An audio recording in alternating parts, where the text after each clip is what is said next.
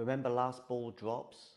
Remember that pretty successful thing we had on during the French Open and during Wimbledon, that as soon as that last ball dropped, we would go live with a review of the day?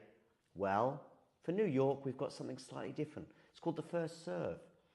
It may look like last ball drops. It may even appear like last ball drops, but it's on at a different time. Some of you may be thinking, oh, a little bit more convenient, European time, mid-afternoon. Well, you're probably right.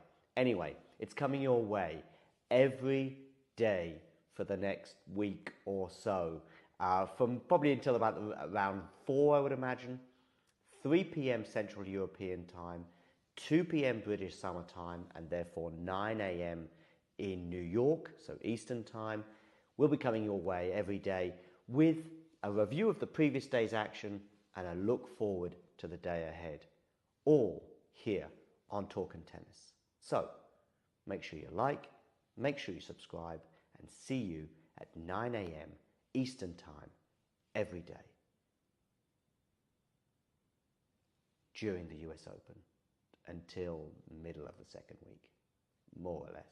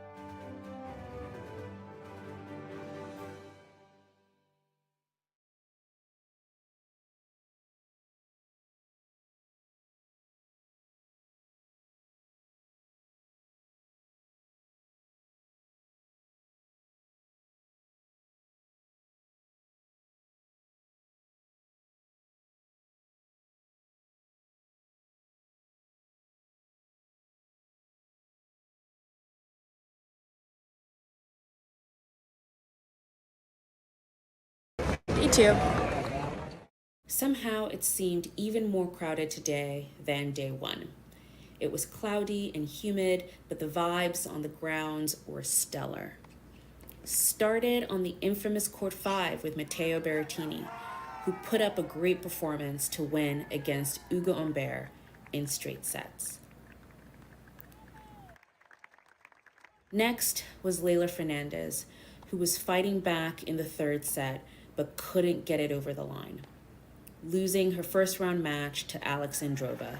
She plays next in doubles with Taylor Townsend. Moved quickly on to the Arthur Fils match, which was getting red hot and going into a fifth set. The crowd was on his side and he was putting on a show. A great win for the young Frenchman, who left quite an impression on the New York crowd. A match that had it all was the one between Murray and Mute. Packed house was treated to a smashed racket, medical timeout, and the first use of the video review system, which didn't really work. Murray came through in straight sets.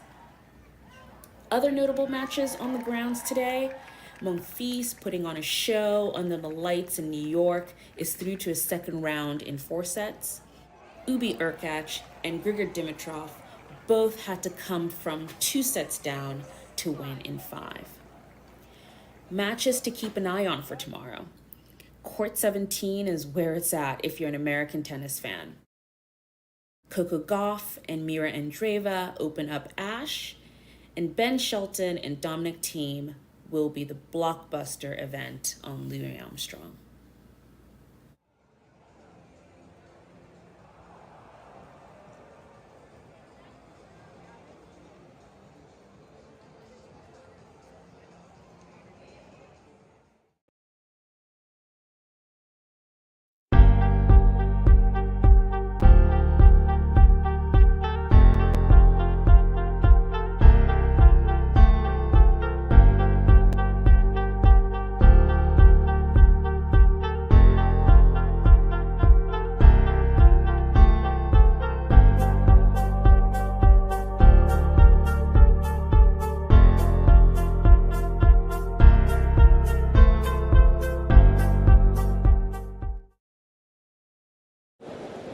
Ready? Play.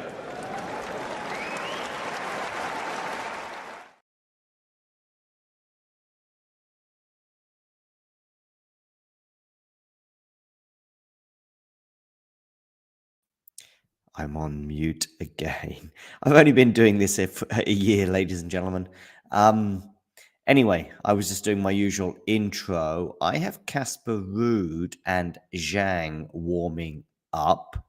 I also know warming up in the background is Damien. He should be with us in about 15 minutes or so.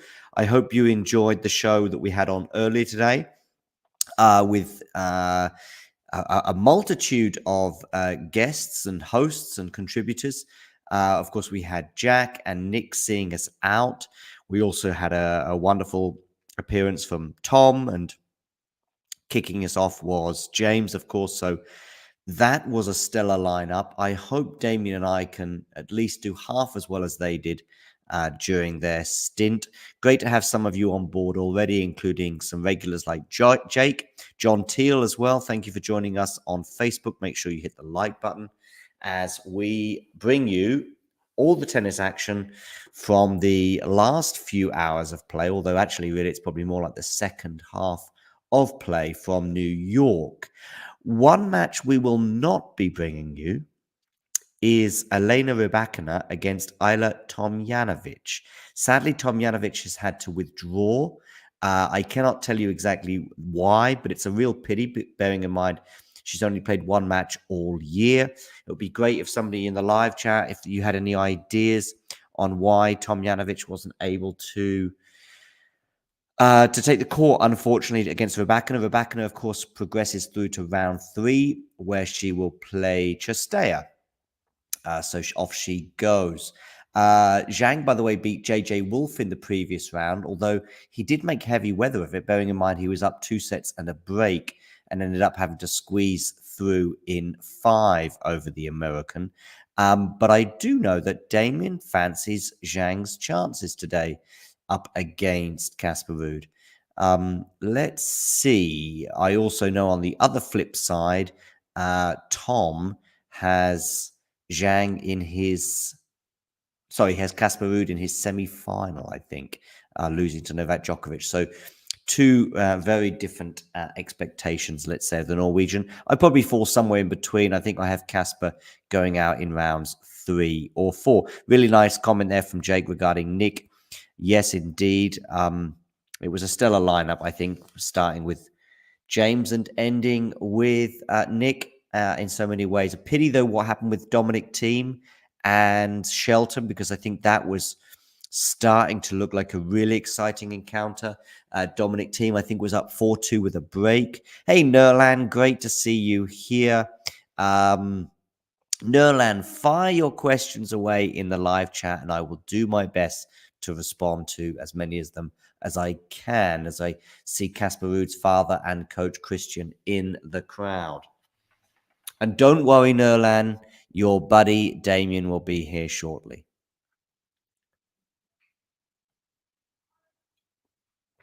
And make sure as many of you can join us at 2 p.m. British Standard Time, 3 p.m. Central European Time, and 9 a.m. New York Time, because we will bring you on a daily basis the first serve.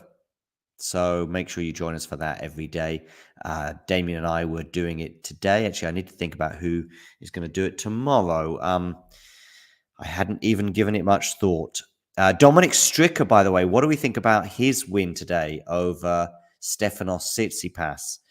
Again, Damien suggested that was a real possibility, and and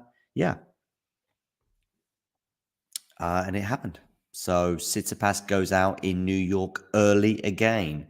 Tsitsipas having a kind of a typical year, I suppose, with the exception of perhaps the clay court season where he wasn't able to pick up a title. In fact, has Stefanos Tsitsipas won a title this year? Maybe in Los Cabos. Did he win Los Cabos recently? Yeah, I think he might have done. But anyway, a largely disappointing 2.5 years, I would say, for the Greeks since losing the French Open final from 2 sets to love up. Casper Ruud and Zhang are indeed underway as they're in the middle of a rally on the Casper Ruud serve. And Casper nets for love 15. Yep. Azarenka as well out today. Thoughts on that? Let me know in the live chat. She went out in straight sets to Zhu. So, yeah. Karatsev through in 4 sets. I think he was a set down as well. Yes, I see Jake there, a little disappointed by Azarenka's demise. And comfortable wins for Djokovic and Swiatek, who are both through in straight sets.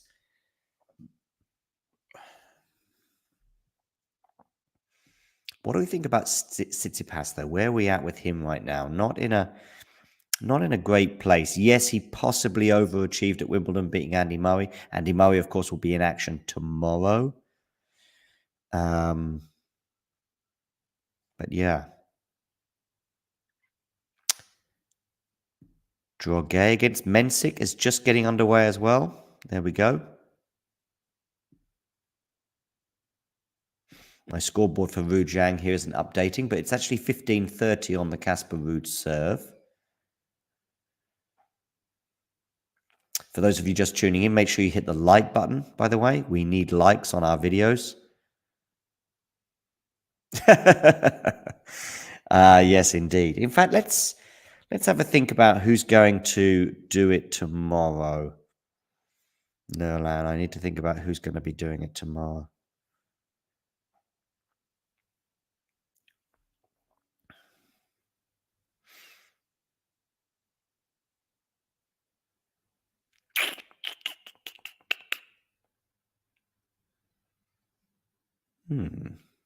Yeah, I have 1 or 2 ideas.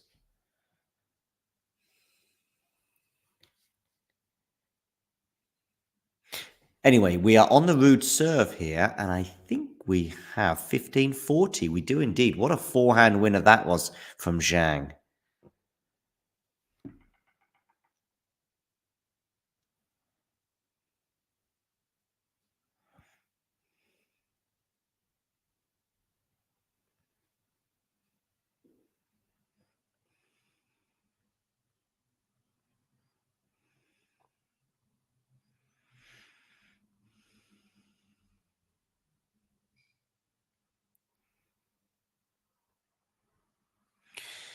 Yes, let's see. Okay, so we've got 15-40 here on the Ruud serve. So this is a pretty important juncture, even if it is very early in the match. Zhang going big on the forehand, goes for the drop shot. Oh, has Ruud got that in? I think he has. For 30-40. Wow. Yeah, he definitely has. Wow. You say that in a slightly disappointed way. No. That was not my intention. Although, I am hoping for Zhang to win this match, not gonna lie. Yeah, I know. Yeah. By the way, okay, I guess I'll find another stream because this one will be far ahead of yours, if that's also what you're watching. I'm at 30-40 now. Alarm clock. I'm at 30-40, 4 minutes in, second serve, I think.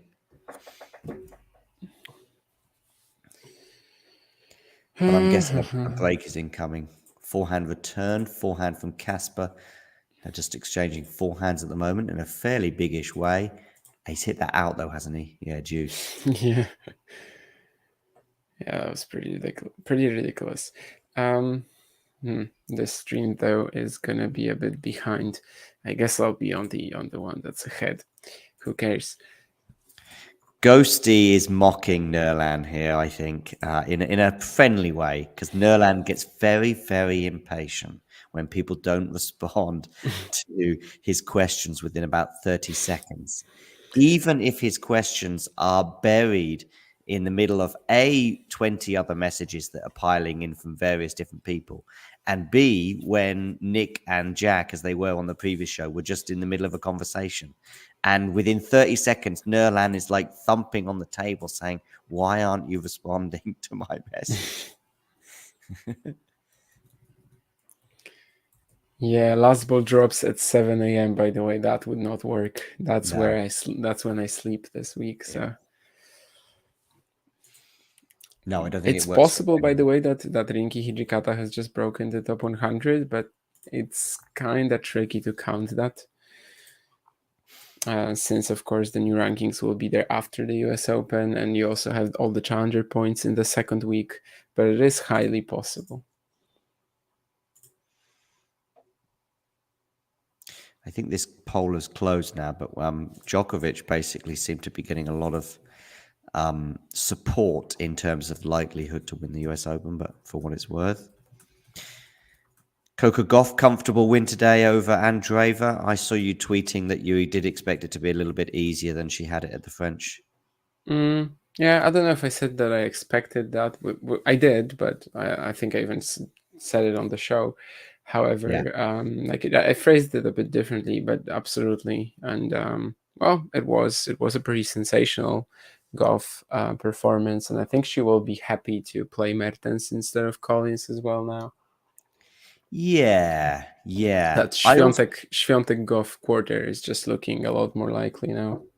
Yeah. I thought the Collins match was a lot of fun, actually, but then normally Collins does bring the fun, whether she wins, loses, or draws. No draws in tennis, as Roger Federer once reminded us. You know that Roger Federer quote? Which one? No draws in tennis. That's the whole quote? Well, it's in the midst of his Rafa Nadal win in 2017 final. No draws in tennis, Rafa, but if we could have a draw, I would happily share this with you today. After he won, of course. Yeah, after he lost, he also would have been happy to share. Yeah, let's call it a draw. That reminds me of Monty Python, actually, when he's got no arms or legs left in a fight, and the guy says, "Let's call it a draw, shall we?"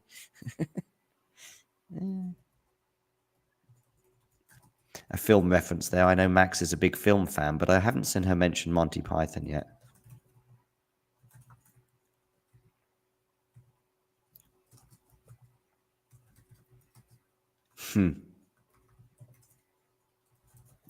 Indeed, Max. Yeah, 3 times as many. Oh, no, not 3 times as many. 3-2 on that front. 3-2.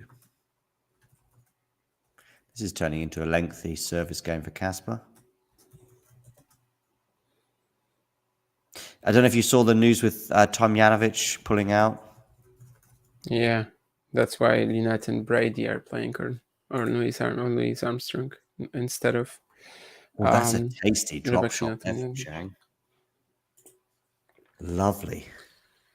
So many breakpoints here early. Can he finally clinch one? If it was against like a Djokovic or even an Alcaraz, you'd be going, he's got to take this. But I think he'll have a few chances today. Well, I think he should have a lot of chances. I just wonder how he's going to hold up mentally. But the next point is pretty crazy too. Another alarm.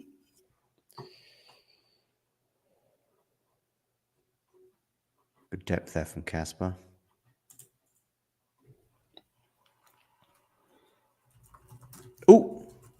Oh, lucky Casper on a break point, getting a crucial net cord. One of those net cords that chips off the net and is a passing shot, a net cord passing shot. I love a good chop defense as well that just sort of slides over or glides over the net. Probably some Zhang fans there, like rolling their heads. And there's one person who's punching the railing in disappointment. So Zhang seems to have some supporters.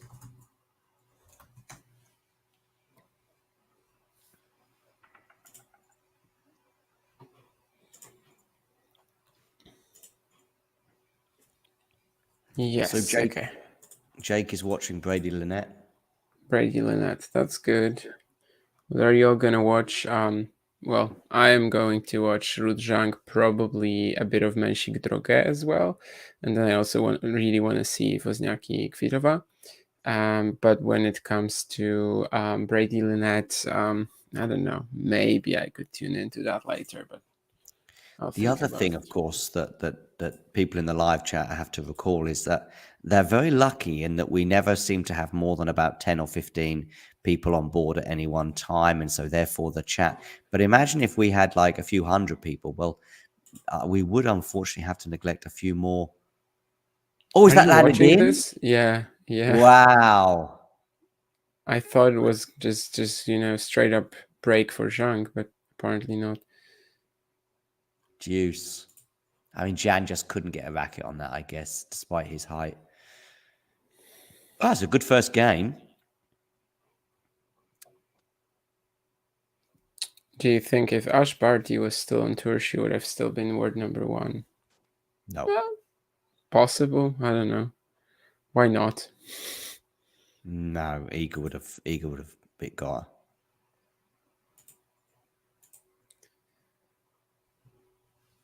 Especially, I have no opinion, I guess. Yeah, the French. I mean, of course, yeah. I mean, I know Barty, even though she won it, yeah. Yeah, that was possibly if Barty had gone on to win 6 or 7 slams, I think she still would have probably just been on 1 French.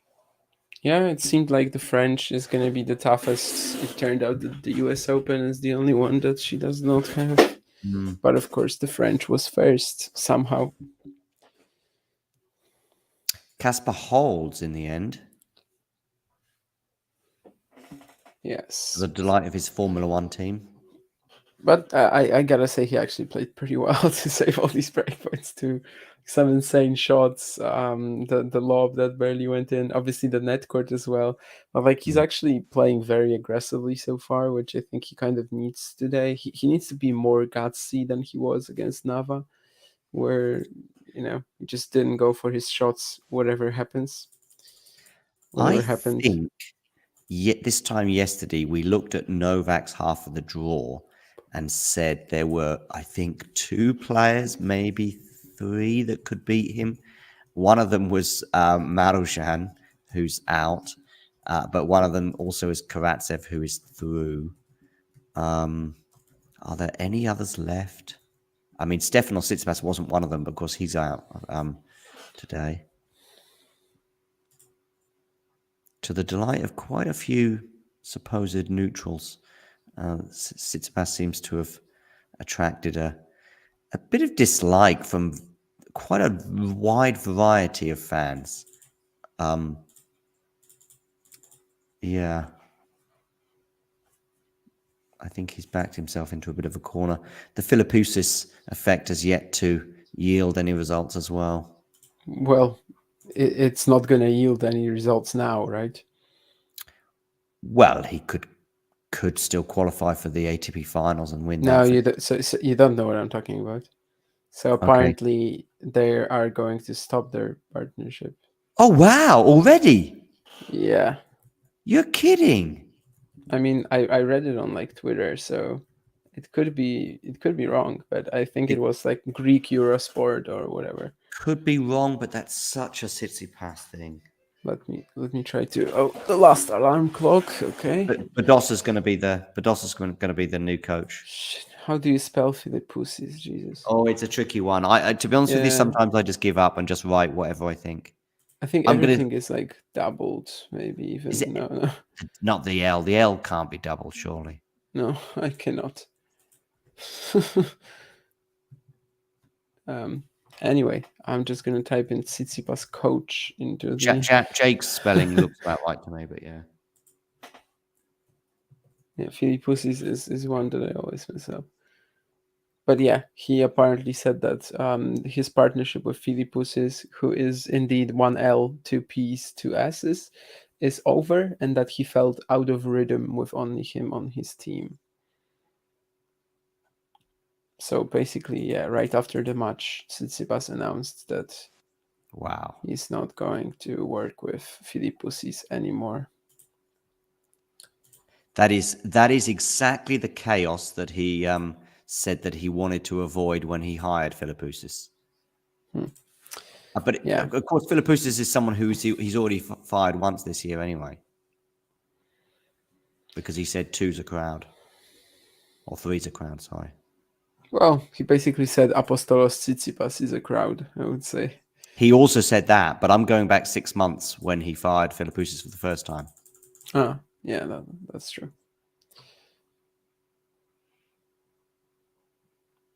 I mean, that's just chaos. It's just chaos. It'll be interesting to see if he veers back towards his father or hires somebody else.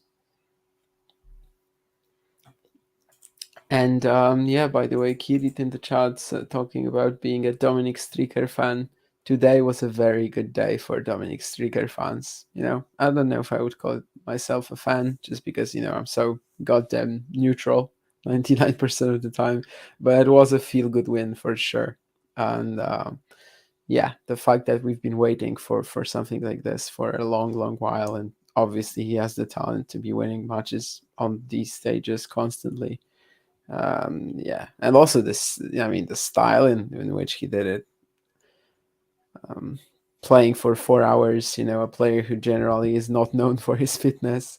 Then the 5th set, which was like so clinical, never really, just slowing down or anything. It was a beautiful win, really, and I'm hoping to see another one from Ruud-Zhang here too. Was there a choke at all from Stefanos? Oh, that's a horrible smash from Casper. Was there a double fault maybe in that 5-3 game? I can't remember. Serving for the match, right? Wasn't he? Yeah, but there were definitely a few great points from Stricker there too, and obviously in the 4th set tiebreak, that Tsitsipas backhand broke down. So I don't know if we still count it as a choke, you know? No, because maybe not. It happens every match. Yeah. I mean, it is a form of a choke, right? There are some technical, weaknesses, liabilities in this shot, and then under pressure it tends to break down. So I think technically it is a choke. However, it just happens in every match, and we're like, I kind of wonder whether we can still call it a choke. But Yeah. I mean, it just could be a weakness. yeah, but it is obviously like more visible under pressure, right? 6-all in the fourth set tiebreak. Striker played like a junk, just a junk chopped return. Like, it wasn't really all that good. It was just directed at the Tsitsipas backhand, and obviously he missed it. And then on the 7-6 point, so the set point for the Striker, he had a second serve, and he just played a very safe second serve to that Tsitsipas backhand, and he shanked it completely. So, like, that's something that happens to him every time, and it's very easy to just keep picking on that Tsitsipas backhand. I know that, but as I think I said on Twitter somewhere today, like, it's really the reason why he lost the match. The fact that when there's a big server, and especially a lefty one going at it, it's impossible to to handle basically these sort of bombs coming at you with this shot. At least Tsitsipas's one-handed backhand, and the second serve return, even when he has more time, it wasn't really that much better. There's like a lack of quality slice to reset. What else? I think there was like definitely more, but yeah, also the points that he played in the fourth set tiebreak, from 6-all, that was really just a beautiful example of how this just breaks down under pressure. But obviously, I don't want to take anything away from Stricker, who obviously knew what to do, and he abused it pretty well, which is part of why I thought he has a good chance in this matchup, of course. Oh, Zhang is broken with a couple Yep. of really good, deep sort of shots that hit the line that Casper just couldn't deal with. This is also like, so far, this is the sort of tennis that he played against Wolf as well, at least up until 7-5, 7-5 free love. Like, he just shows a degree of composure and like strategy that you don't usually see from him.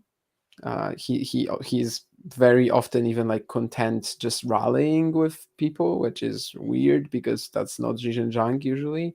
Like, usually just comes out and blasts the ball whatever happens.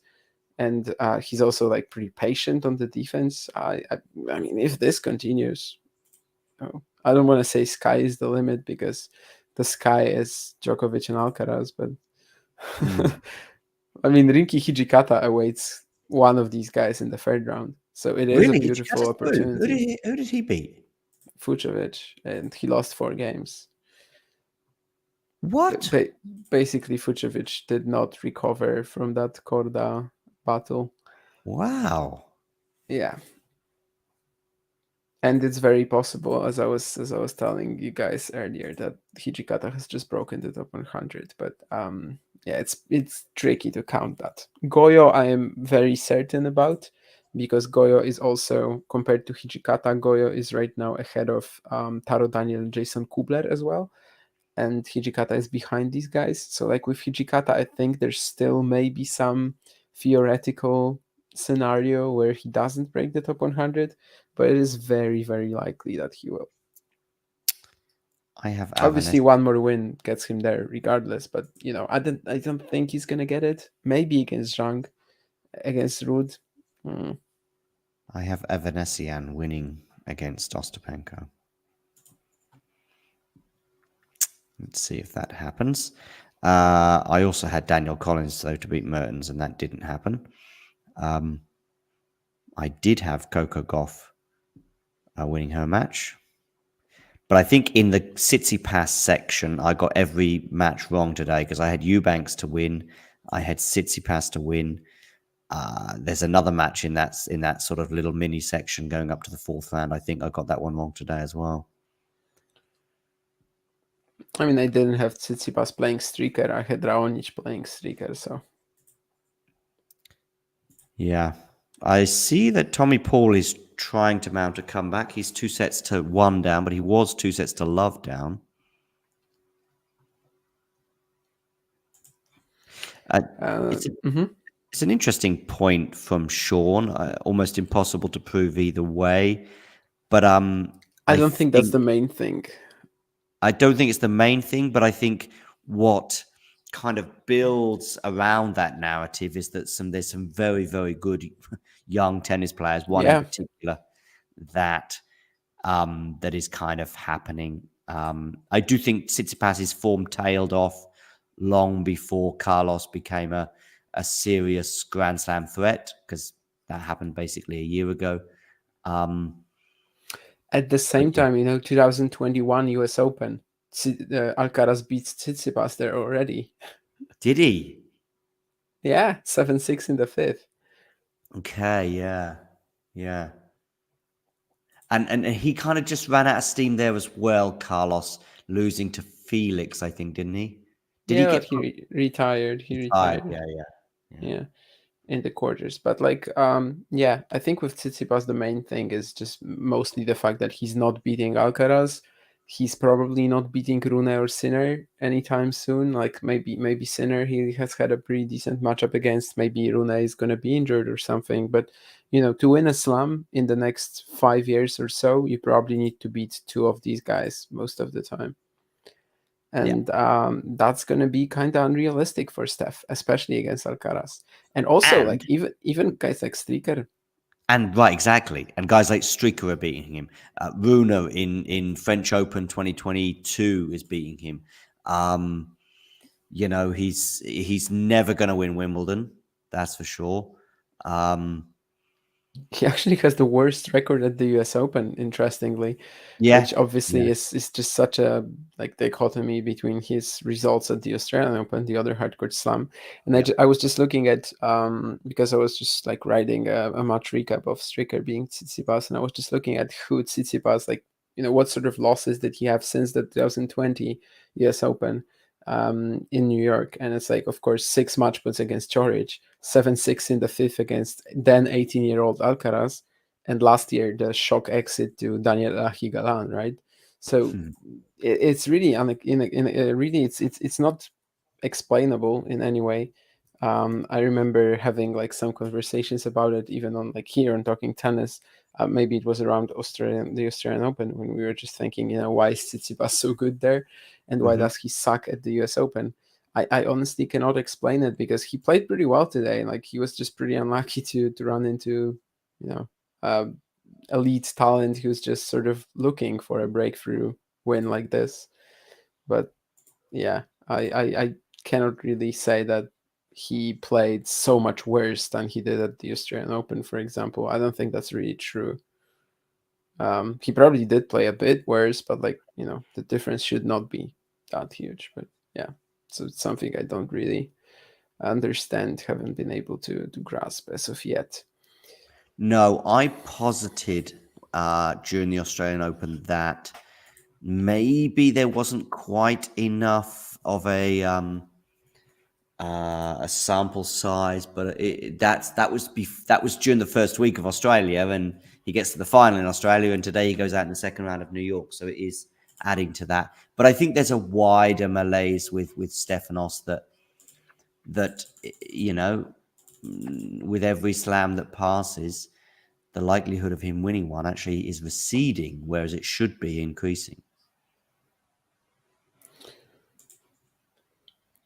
Yeah, also I just looked at the 2 previous Tsitsipas losses at the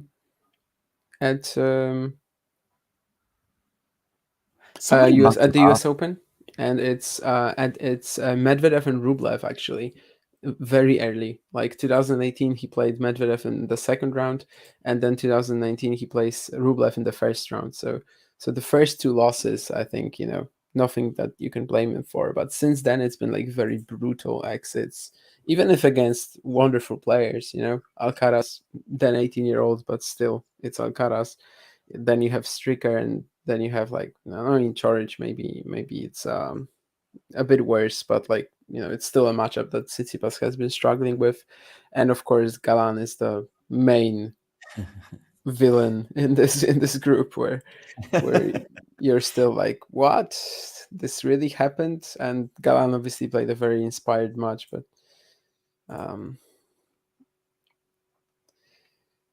yeah, so it is definitely a bit weird.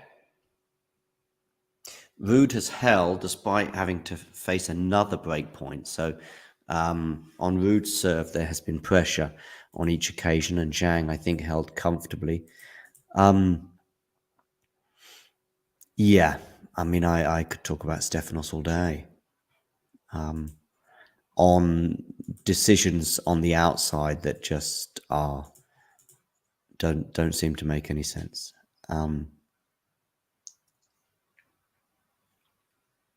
I mean, in pure talent alone, he's still top 5.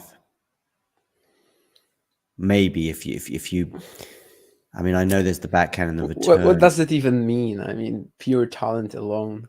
Because I am fully ready to say some ridiculous stuff like on pure talent alone. I think I don't know, Stricker, Ibing-Wu. I mean, they're just as good as him, if not better. Okay.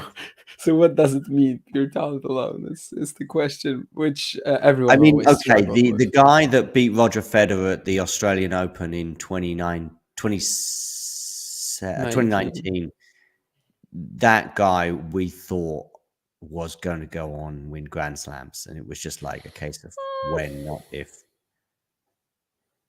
And then he backed it up gradually. He may have had sticky patches in the following 2 years, but then by the time he's beating Rafa in January 2021, and he's going on that unbelievable tear where the three of them were equal.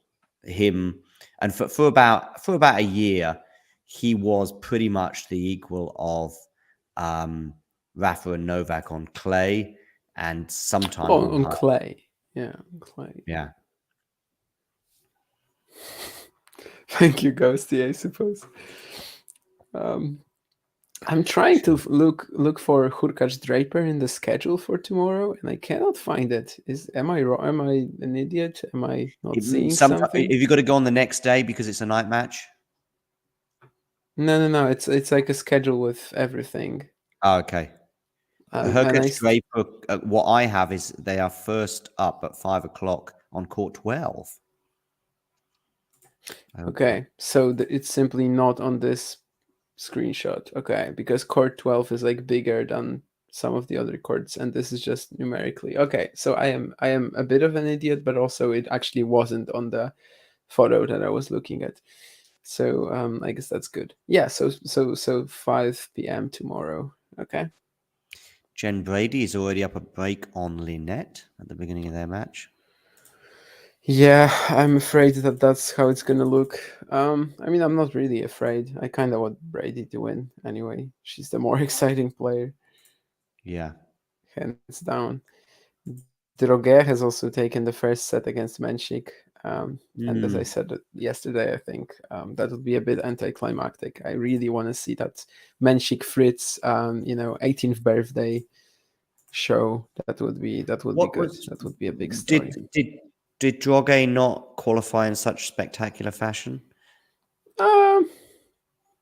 He qualified in okay fashion, He beat Garin, then he beat Sandgren from 2-5 in the third, and then he beat Kimer Kopeans. He beat Tennis Sandgren, did he? Yeah, 2-5 in the third, and then he won 7-5. And he's been on like a huge tear. 2 challenger finals this year, or has it already been 3? Or maybe it's already been 3. I think it's been 3, yeah. Against Nava, against Marterer, and against Zapieri. He is on like a crazy run of like winning 25 of his last 29 matches, but I just feel like at some point it should stop. I just feel like he's a bit too limited for this to continue. But Menchik, he's playing his first Grand Slam main draw. He is about to turn 18. Obviously, Droguet could be a tough guy for him to beat. Looks like Juan Manuel Cerundolo won't be a tough guy to beat today. At least that's how it would seem. For David Fokina, yeah. Yeah. I have David Fokina in my quarters, I think. I can't remember if I got him in my semis or not. Who have I got him playing in the quarters, though? If I've got him in my semi. Don't remember. David Fokina? Yeah, how have I, if I've got him in my semi, how have I done that? If I have, I'll have to go back and have a look. It would have to be like the Tiafoe section, I think. I don't know who you Okay, had so there. maybe I've got him beating Tiafoe in the quarter. Is that No, possible? possible. I had Paul beating Tiafoe in the quarter, so it works, I think. Unless you had Casper Ruud getting there, which I did No, not. I didn't. I had him losing to Wolf, I guess. But Wolf-Zhang, they're kind of interchangeable in this draw, I think. Nurlan, what was that big take? Based I've on put their it up on the performances screen. today, I think Coco dominates Iga if they play in the quarter. Noland does yeah, Noland does like to extreme. Like yeah, he never says, "Oh, I think Carlos is nicking this in the third." It's Carlos is crushing Novak today, or whatever. There's no half measures. yeah, and these big takes also usually involve Iga losing, like in just getting crushed by someone, which is funny because at first I thought that Nurlan was actually a Świątek fan. Then it doesn't seem like so right now. Dominates is a bit of a stretch, I think, with especially the play styles that the way their styles match up and how much defense Goff would have to do in this matchup. I don't really see her dominating her, but it would be a very exciting rematch, 100%. And obviously, Coco played an extremely good match today. I think Świątek was very fine too. Like I wouldn't criticize it for anything today. I didn't see either match, but I can't remember what I was watching. I mean, I watched bits of Stefanos, but to be honest with you, once Stefanos leveled it up at 1-all, I thought, okay, I do think now the tide will turn towards the Greek. And of course, that did kind of happen for the next hour or so. You gotta No? have the belief. You don't think Stefanos believed? You gotta believe in Striker. I mean, Okay. Let's see who I've got in my quarters. Hang on. Because this is something I've thought about for a while. So I've got Sinner beating Zverev. that's fourth round. Yeah, to set up the rematch with Carlos. I've got Medvedev beating Wu to set up a match with Hurkacz, who I have beaten Berrettini. Okay, yeah, Sebi Korda. I think I have Sebi Korda beating Tiafoe. Yes, I do. To set up a quarterfinal with Davidovich Fokina, who I had beating Holger Rune. I think I'm just checking now. Yes, I did. I went for Davidovich Fokina over Holger Rune. And then I had Fritz beating Tsitsipas to set up a quarterfinal with Djokovic, which I think a lot of people have. So it's the weird quarterfinal is that one that I just mentioned, Korda, Davidovich Fokina. Because I think Medvedev Hurkacz, yeah. Is Medvedev Hurkacz the same as you? Yeah. Although I don't have as much confidence in it anymore. No. Yeah, but that's mostly because of how good Berrettini is looking rather than anything else. So I have Davidovich Fokina, Korda, Medvedev Hurkacz, Fritz, yeah. So I've got 6 out of 8, same as you. It's just that Tiafoe Paul section. Yeah, it's just this one thing. Yeah. Zhang has been remarkably comfortable on serve until now. Yep. Yeah, that second serve approach that he is something he does quite a lot. It usually does not work, and it didn't just like here. But well, yeah. So far, so good. Definitely. So far, it's exactly what I wanted to see. Is Tommy Paul coming back to win this match against Safiullin?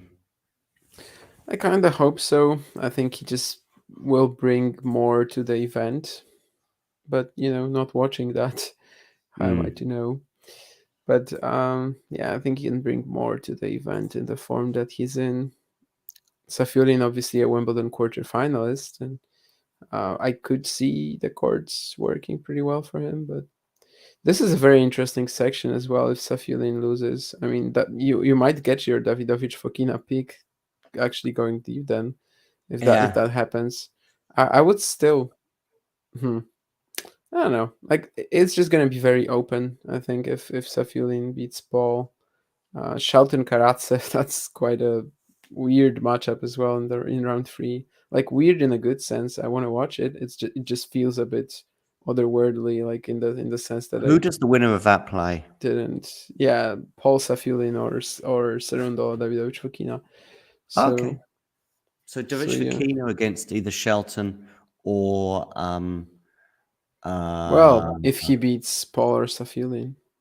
Yeah. I'm not saying he will, but I just think that would be interesting. Davidovich-Fokina against Shelton or Karatsev. Yeah, Shelton Paul at the Australian Open was not competitive. I would be afraid of that matchup if I was Shelton. Yeah, Shelton Davidovich-Fokina may be a bit better. I watched that with Vanch.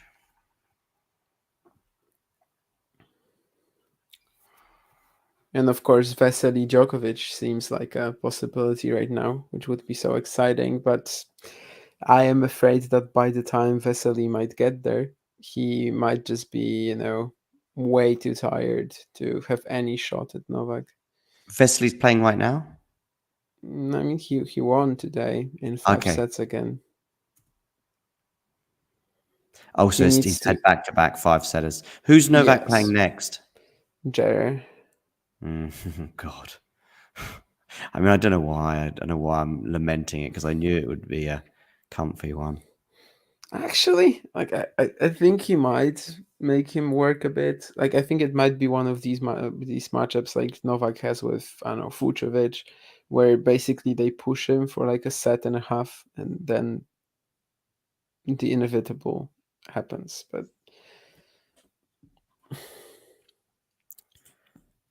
for the first 7 or 8 games today, I think Novak might have broken a bit earlier than that. In fact, I think he might have gone like 4-2 or something. But let's say the first set, it was kind of competitive,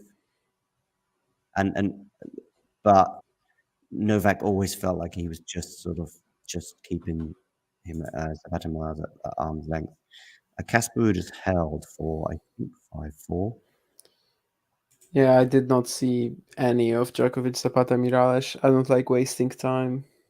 I watched it out. Zapata Miralles was just redlining as you have to. And even then, it still wasn't enough to win a lot of long rallies that you just thought that against most mere mortals he would win.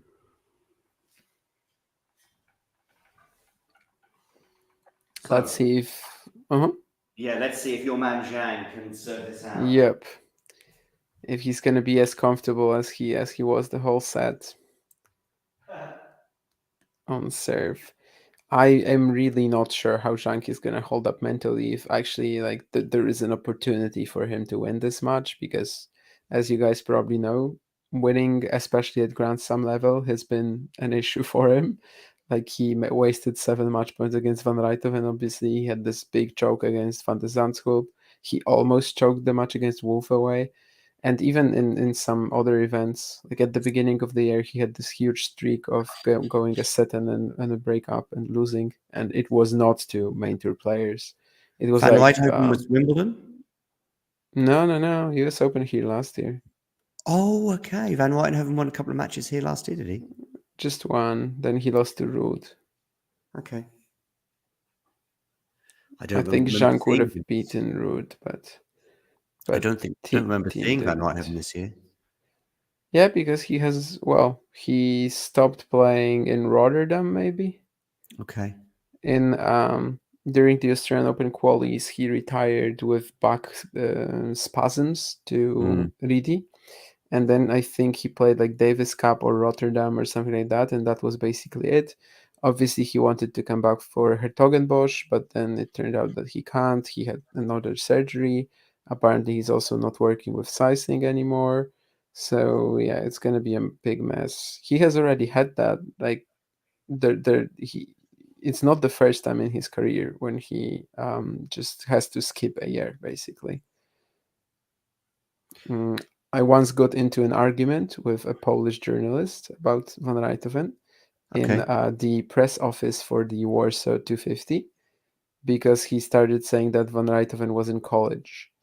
And I'm like, no, what are you talking about? He was not in college. And basically the reason why he thought that was apparently because someone told him, great source, but also because he was missing for like a couple of years in his career. But, it was just injuries. And yeah, obviously I was right. But we did, he didn't believe me. And when I said, like, there's nothing when you search for it, he's like, oh, internet is not a fantastic source. Yeah, I don't know why I'm talking about this, but yeah, it seemed like a story. Zhang held with consummate ease. I think there may have been an ace in there. Certainly the last point, anyway, was an unreturnable. So, yeah, comfortable hold. And I wasn't convinced that he would be comfortable, but he's over the line and he wins the first set 6-4. Yeah, 20 winners, 7 breakpoints created, one of course that he converted, with Ruud getting none. Yeah, so far so good.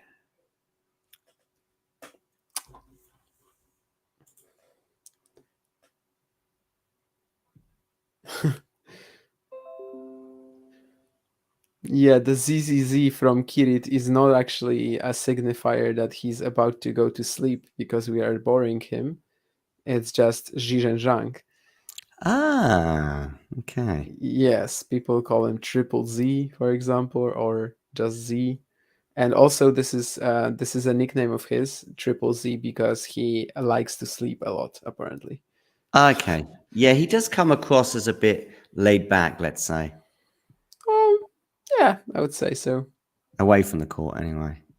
He seemed very happy for someone who just lost his match to Karatsev in Madrid when I met him, laughing and joking with various press people.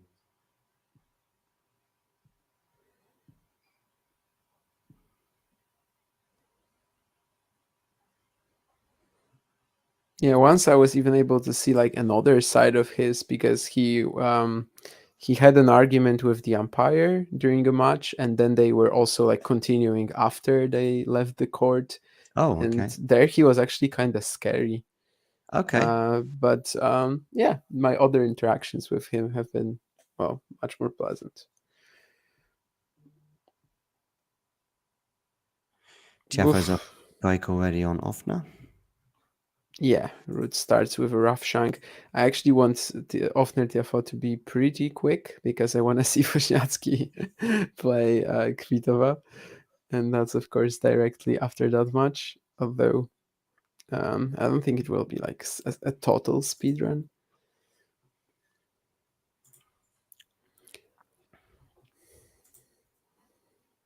Tommy Paul would be like the upset of the day, would it be? Nah, I don't know. It's maybe my perspective of a challenger watcher is really blurring my judgment here, but like Sticker Tsitsipas is not an upset to me at all. Draper, I have no idea, Sean. I didn't watch his match. All I know is he won in straight sets. But Draper feels like he's never far away from being in pain or having an injury. Yeah, from what I know, I don't think he showed anything, but it was also super comfortable, and he apparently played like some high-powered tennis, like more aggressively even than he usually does. But I'm mostly basing that on what people told me rather than me actually watching the match. How would you rank following players 1 to 5 in terms of talent? That's a very interesting question. And actually, all of these are super talented, I think. So, yeah, this is rough. It's actually cleverly framed in that he's gone for just supernaturally talented players. Yeah. They are all like absurdly good, I think, potentially. Like maybe they're not going to fulfill it, who knows, for this reason or another. In most cases, well, in Tossen's and Raducanu's cases, injuries. With Raducanu, you could also maybe think about some weird choices in terms of the team, etc. But yeah, It's also hard to like exactly estimate where Andreeva should be. Let's just like I'm gonna say Andreeva 1, then maybe No, can I put Kinven-Zheng over Raducanu really? I think Potapova is 5 for me. That's what I know, and I think I'm gonna put Andreeva at 1. But the others I'm struggling with right now.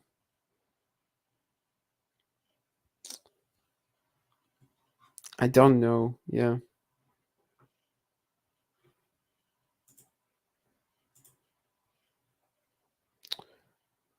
Definitely Potapova 5th for me, I think. And then, yeah, I'm really struggling with Raducanu's placement because I definitely want to put Kinven over Clara Tauson. I just don't know where do I put Raducanu? Is she number 2? Is she number 3? Is she number 4? Yeah, I really have no clue. Like my initial instinct was Kinven-Zheng over Raducanu, but can I really do that, over a Grand Slam champ, over someone who's done something absolutely ridiculous, an achievement that might never really be repeated, winning a Grand Slam as a qualifier? Can I do it? And my answer is probably yes. Screw that, I can. So I'm gonna put Kinven-Zheng 2nd and Raducanu 3rd.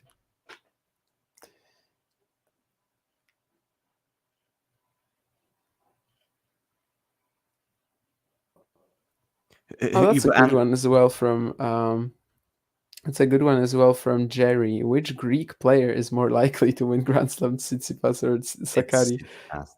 And I like the answer from Kirit too, Despina Papamikhail.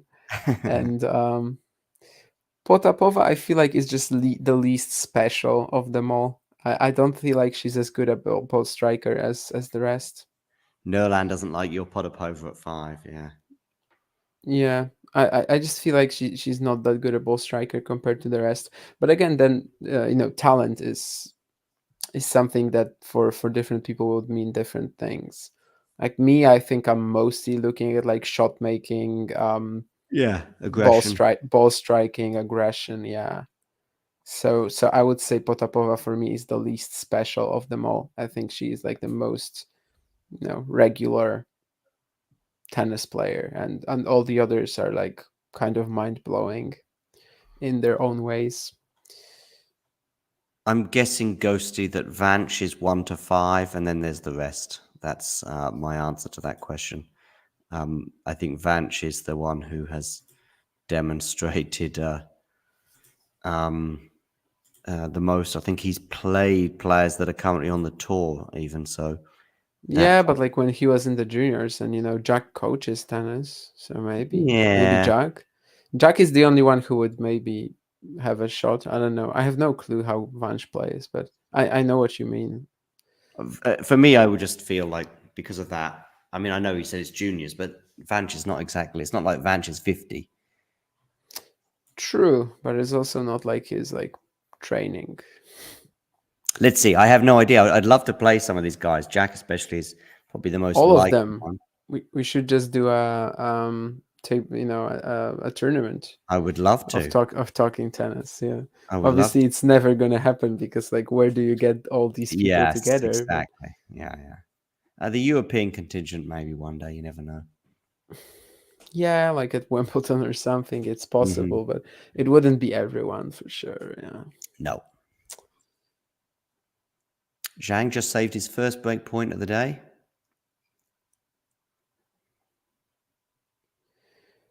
So Nurlan Kinven-Zheng at 5. Yeah, I think I remember you saying that you don't really rate her all that much. Clara Tauson as well at number 1. That's interesting. But I don't think it's wrong. There's no wrong answers here, probably. Did Linette really overachieve during the Australian Open? In a way, but at the same time, I think the conditions really suited her. Plus, like, she played a few very similar opponents in a row, which just really helped her just sort of play with the same tactics and like Also the willingness to go up the line with basically half of her shots, which usually doesn't happen. So like she was playing with a lot of confidence too. So yeah, I think it was a fine achievement with like once in a lifetime sort of deal, right? Yeah. We've probably had like weaker or maybe similar strength Grand Slam semifinalists, although I have to be first to admit that there aren't many. And yeah, the results of Lynette since, like, if you just discount that Australian Open semi, she would basically be around, I don't know, top 50, which is where she was the past few years. So It was a nice semi-final for Sabalenka, who'd never won a Grand Slam semi-final until then and hasn't won one since. yeah, but it was still pretty tight in the first set. I think Lynette also, like, Sabalenka also suited her pretty well. It's just that Sabalenka was far too good. But yeah, it was that there were definitely a lot of stars that aligned for Lynette to have this run, but I don't think it's like necessarily overachieving. Think she just sort of had this one opportunity where everything was working for her. Everything was like, yeah, just everything allowed her to get this sort of a run, and she managed to take that opportunity, which she deserves a lot of credit for. Which Zhang did not do with that forehand that he just dumped into the net at love 15. Tommy Paul has a set point. That's what I'm showing on the screen right now to make it 2 sets all, albeit on the Okay. Safiullin serve. Yeah, on the Safiullin serve, that's key. So we don't have any women's matches going on right now. No, there's Brady Jen Lynette. Brady. So Brady Lynette, yeah, and she is winning that pretty easily so far. So after that, only Ostapenko-Avanesyan and Kvitová-Wozniacki left.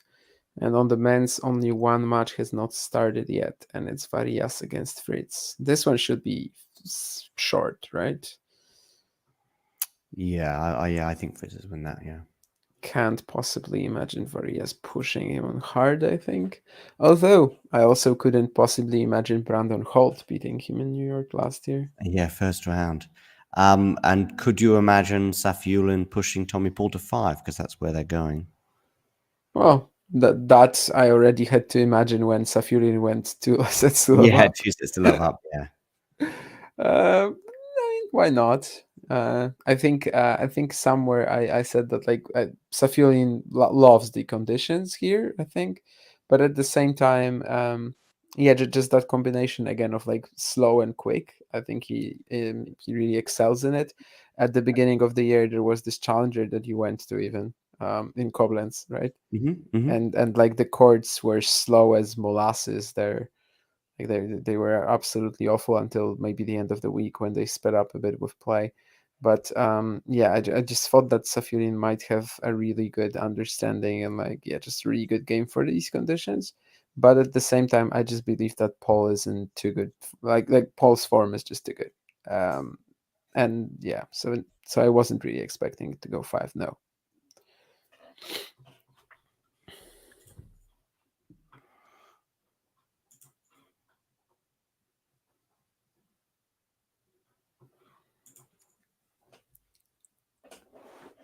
Oh, Zhang, that volley into the net. Yeah. He's kind Menchik also had a break point finally, but he is not taking it. Zhang kind of gifted Ruud that service game. Yeah, it happens definitely with his style, but that's okay so far. The way he's been sprinting through his service games, definitely quite impressive. We'll see how long that can actually continue. 8 aces as well so far.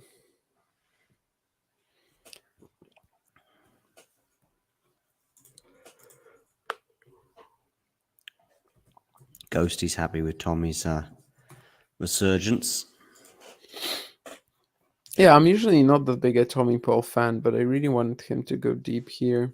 Just feel like he is more ready for this than he was at the Australian Open, and if the time comes, like maybe not against Djokovic, but like against other top players, he would have a very good shot to keep progressing. Unfortunately, though, he's on Novak's half of the draw. Yeah, any opponent other than Novak, basically, I think he would have a good shot against. Just Novak is kind of unplayable for him.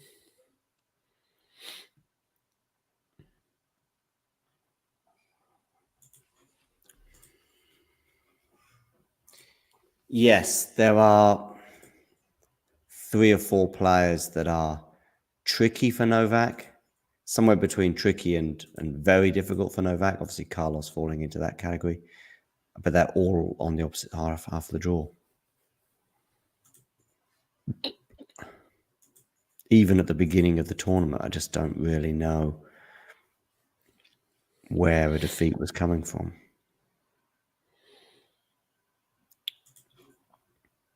It's not coming against Casper Ruud, not on a hard court. It's not coming against Casper Ruud anywhere, but not on a hard court over 5 sets. Harsh but true. Fabian Maroshan is out as well, so he's not beating Novak Djokovic. Yeah, a complete sort of redlining randomer would probably be more likely than a top 20 very good player who's won a ATP 500 or even a Masters 1000. I think so. Do we think that Vesely would have been a threat? Like, provided he gets to play Djokovic and he's pretty, like, he just has, like, he's in full health. He is not tired at all. Does the fact that he's 2-0 against Novak mean anything to you? When were those matches? I'm guessing at least one or both were in a Not really, Dubai last year, quarterfinal. Okay. Yes, I'd forgotten about that match, yeah. And the previous one was, I cannot remember what round, but it was Monte Carlo, 2016, I think. And that was the year when Novak was winning like everything at the beginning of the season. Until Wimbledon, yeah. Until Wimbledon. But actually, I'd forgotten that Vesely match. Now I remember it now, yeah. But that was Novak's first tournament kind of the year, I would possibly even go as far as to say. Probably his first tournaments since maybe the ATP finals of 2021. Because that was obviously after the whole debacle in Australia. And there was a feeling that it was kind of like maybe Novak is not going to win this tournament, bearing in mind how little tennis he played. He's going to go out at some point. Maybe we didn't necessarily expect it to be Vesely, but Rublev ended up winning that tournament, if memory serves me right. Yeah, I don't think. He beat Vesely in the final.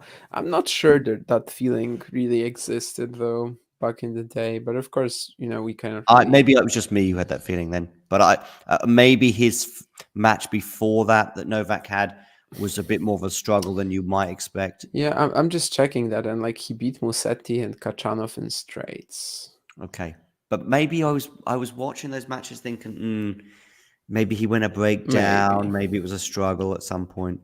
Maybe that's possible. Although I think if he beats Musetti and Kachanov to get to the quarters, then has to play Vesely and then Shapovalov or Berankis. I doubt you would actually think that he's gonna lose at some point. To whom? Tiebreakers. Well, I do remember this match, not super clearly, but I do remember watching it. Oh, it's not 2 tiebreaks. I thought it was 2 tiebreaks. It's actually 6-4, 7-6. Yeah. Okay.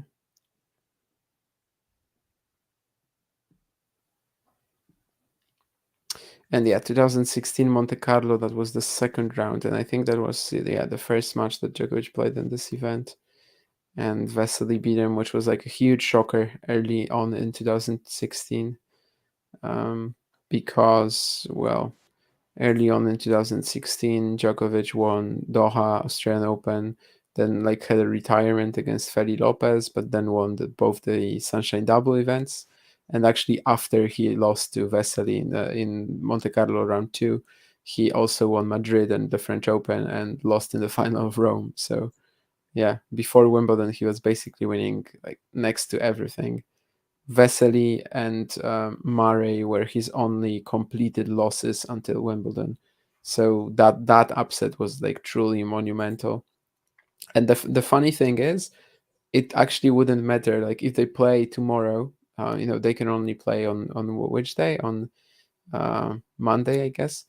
If it happens, but if they play tomorrow, that 2-0 record is not gonna matter at all. Like Vesely is still going to be a massive underdog. Yeah. For those of you just tuning in, make sure you hit the like button and don't forget to subscribe to the channel if you are new. We'll be here for at least a couple more hours yet. And Zhang is threatening the Casper Ruud serve.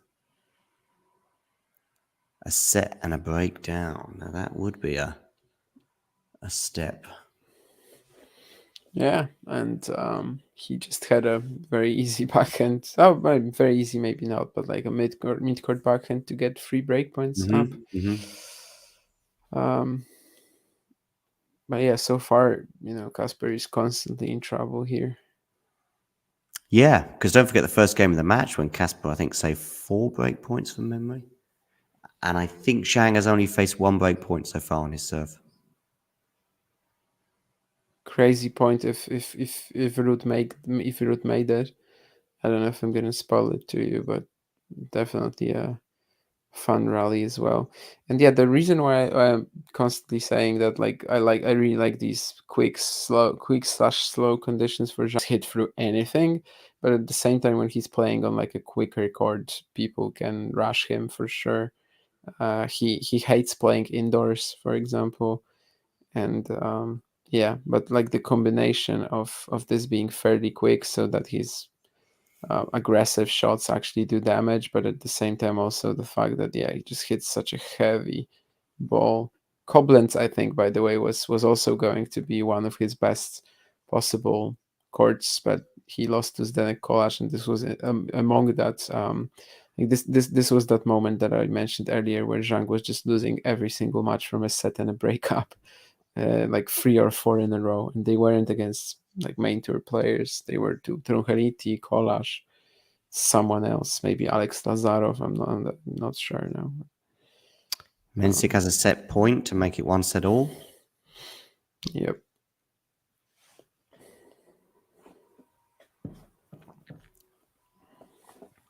How did Holger Rune do last year in New York? I just don't remember. I can tell you how he did in 2021. Yeah, he lost to Djokovic, didn't he, in 21? Yeah, and he was cramping.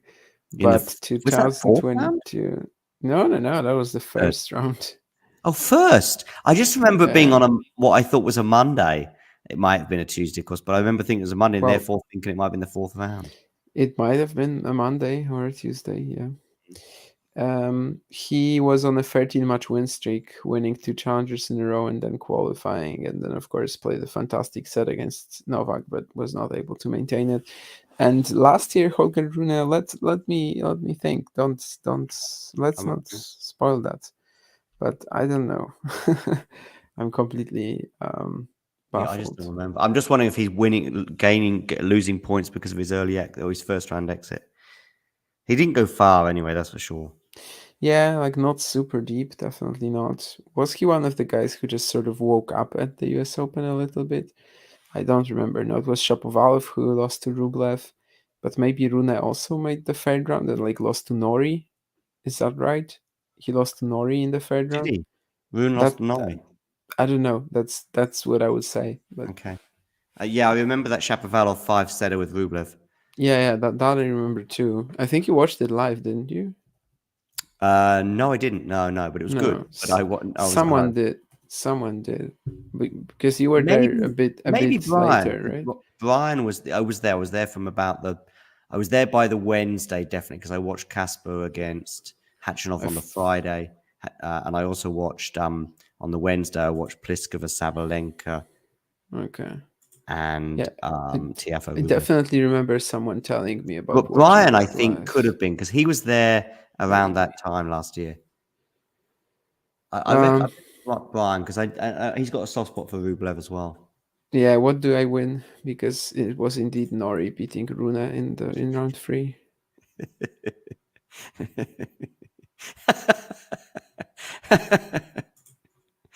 Nerlan, you're developing a sense of humor here. That's very funny. It is funny because it's your name basically is just there, and your hair was on top of your name. Interesting. Yeah. All Tommy Paul is broken. I mean, they did have a feel to it. Yeah, looks like Safiullin has been broken then. In more ways than one. Yeah.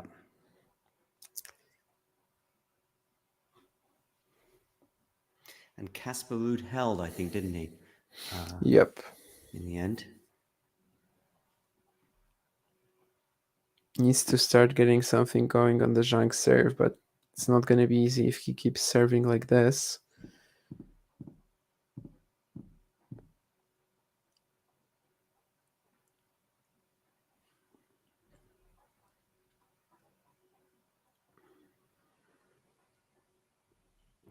Ooh. Look away from the screen on the next volley from Zhang. Someone recently tried to argue with me that like Zhang has fantastic volleying technique. I don't really see it. Like I think a lot of his volleys are sometimes effective, but like he sort of lacks into them. Like You seem to be further ahead of time than even before. But yeah, that's a horrible volley. And that's, maybe yours lagged or something. Yeah, maybe. That's 2 in a row, I believe, that have been. I mean, it might not be in a row, but 2 in fairly quick succession from him that were very winnable. That one of them was in a service game of Ruud when I suggested he probably should have broken. Yeah. I mean, he put that the backhand into the net. I know it kind of looks bad. The one about half a dozen points ago, but you know it's on the rise. He's kind of trying to do one of those jump up in the air backhands that Novak does better than anyone else. But the rest of us put it in the net like Zhang did. But that volley is anyway. Nice when you've got that serve though to just rely on every now and again. Manchik also broke. Looks like so he's won the set. Yeah, he won the set. Looks like Droge was just not as consistent this set. You know, he's I think most nasty to play when he just hits that big serve well and then just never misses off the ground, or when he's hitting his forehand like he was against Musetti, but that happens very rarely. And looks like this set the consistency sort of went away from the Frenchman. I like that comment, Kiddit. I mean, Edberg is generally the go-to person for when it comes to goats of volleys. And net coverage, I think, is probably a broader way of putting it. Tim Henman, by the way, I think once described Roger Federer as nothing more than average at volleying. Tim Henman? Tim Henman said that?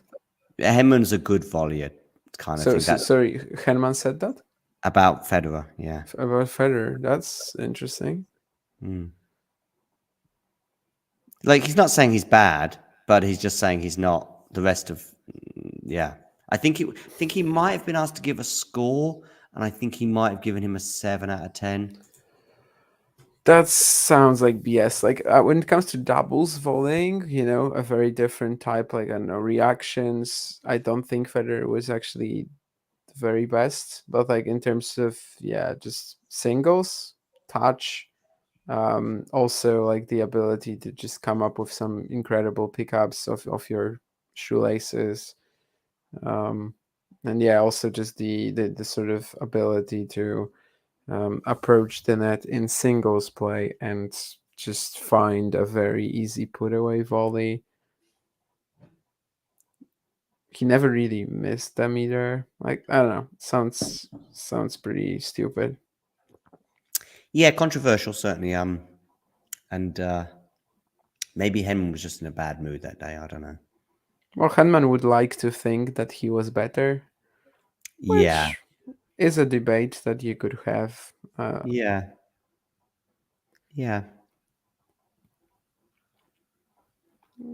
I'm old enough to remember Tim Henman playing. I'm old enough to have seen a couple of videos of the Hedman playing.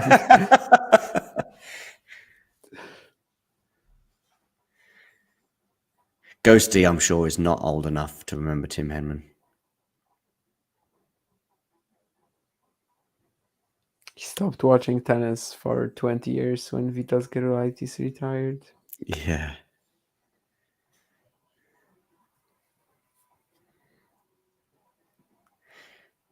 Vitas, I don't know what his best slam result was. A semi-final, maybe? No, I think he was surely in the final. He won. I mean, he won the Australian Open, definitely. Oh, did he? Oh, I didn't know that. 1977, I think it was the year when there were 2 Australian Opens, and one of them was won by someone, and the other was Vitas Gerulaitis. Yeah.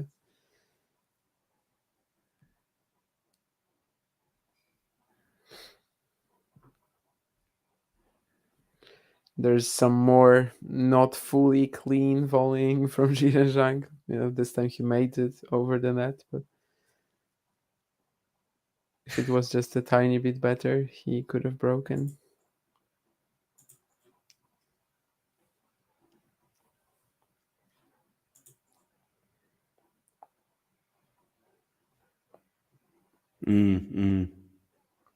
Yeah, otherwise also 2 finals for Gerulaitis, but they were not all that exciting. Apparently he lost to both McEnroe and Borg in straights. And at the Australian Open, the December version in 1977, he beat Mr. John Lloyd, so the husband of Chris Evert. Yeah. Well, I guess she was called Chris Evert Lloyd for a little while. Yeah. I guess the former husband, right? I don't think they are together anymore. No. But Davidovich-Fokina is a breakup in the third, so he's 2 sets and a breakup.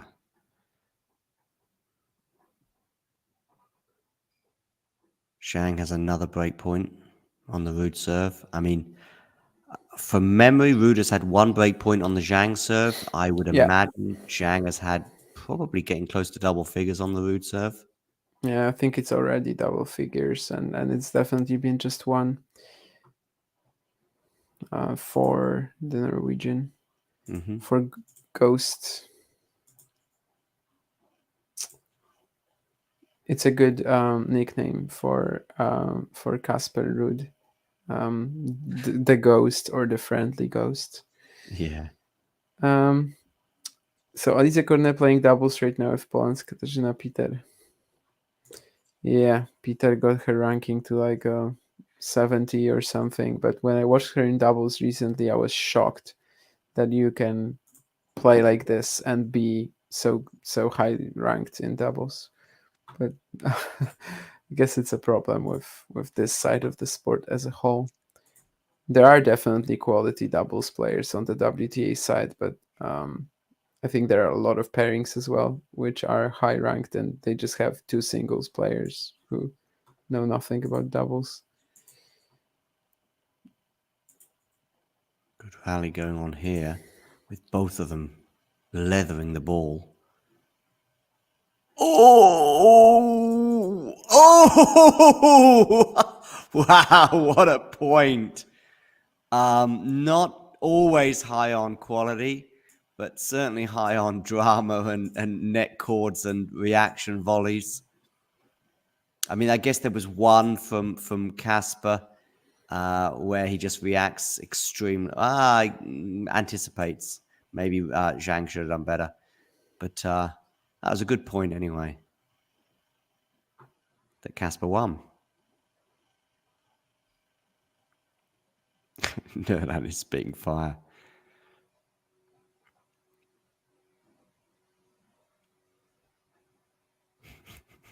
No, he's in a funny mood. Alison Risk over Alice Kornet.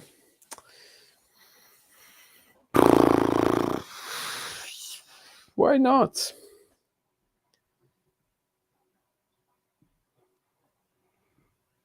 But yeah, that's That's a delightfully off-topic comment. I like that a lot.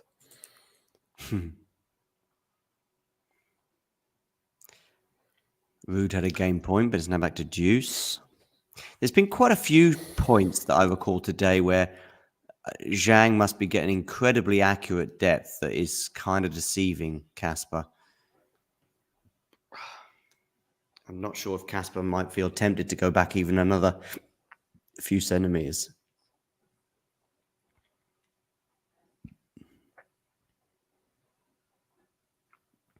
Yeah, this has vibes of the first game of the match as well. Good serve there from Casper.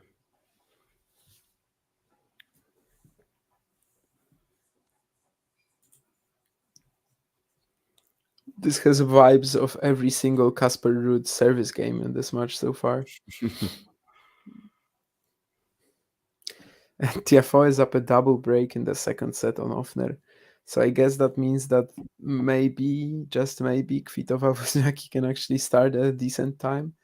Because I am starting to feel that it could be that Ruud-Zhang is the last match that I will watch today. But, it could be 5 hours and maybe Kvitová-Wozniacki will already be going. I don't know. It will be a fun day with the US Open again. Well, night, evening, whatever. I would have laughed if Zhang fell into the net there. I mean, it almost happened. He's playing a lot at the net today. Also, the next point. Yeah, that's a nice passing shot from Casper. What would you say is probably like the accuracy of, what would you say is the stat of net points won for Zhang in terms of percentages? I can tell you that he went to the net 27 times. So wow. So how many points has he won? Yeah. 72%. 52. Oh, wow. I mean, Casper obviously probably pretty decent on the pass as he was then. But then a few dodgy volleys as well from Zhang. Yeah, probably that more than Casper, but he is good on the pass. He also has a nice lob, which he hides it pretty well. There's no in the middle with Nerlan. It's just extreme. Yeah, nowhere near top 50. That's kind of too much for me, but I think around top 50 is where she probably stands now. Let's not forget that like she was in the around the top 50 region for years basically before that Australian Open run. Probably come Australia, that's where she'll be if she's not heading that way. Yeah, I think so. Like right now, if you took away the Australia points from her ranking, she would be about, basically about 45th or something. Yeah. So, how many is it again? 720, 720, right? So, yeah, she without these points, she would be about 49th, 48th. So, Nerlan, I think it makes a lot of sense. I'd love to know what Nerlan is like as a tennis player. Are you good, Nerlan? Are you knocking on the door of being a professional player? Because he's challenging Ghosty to a match. Yeah, I think Ghosty is probably not going to have the guts to play Nerlan, just because they're not in the same age category. Do we know Nerlan's age? No, but we know Ghosty's, and we know Ghosty's age? No one else on the planet is that old.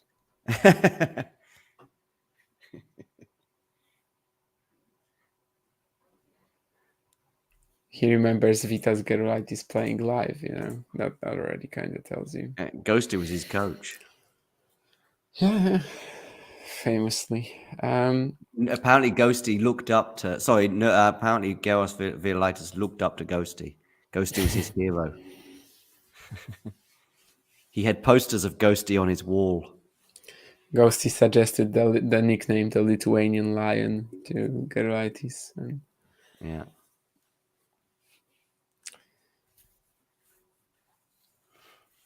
And that was the tournament that Liam Bodie won this year, right?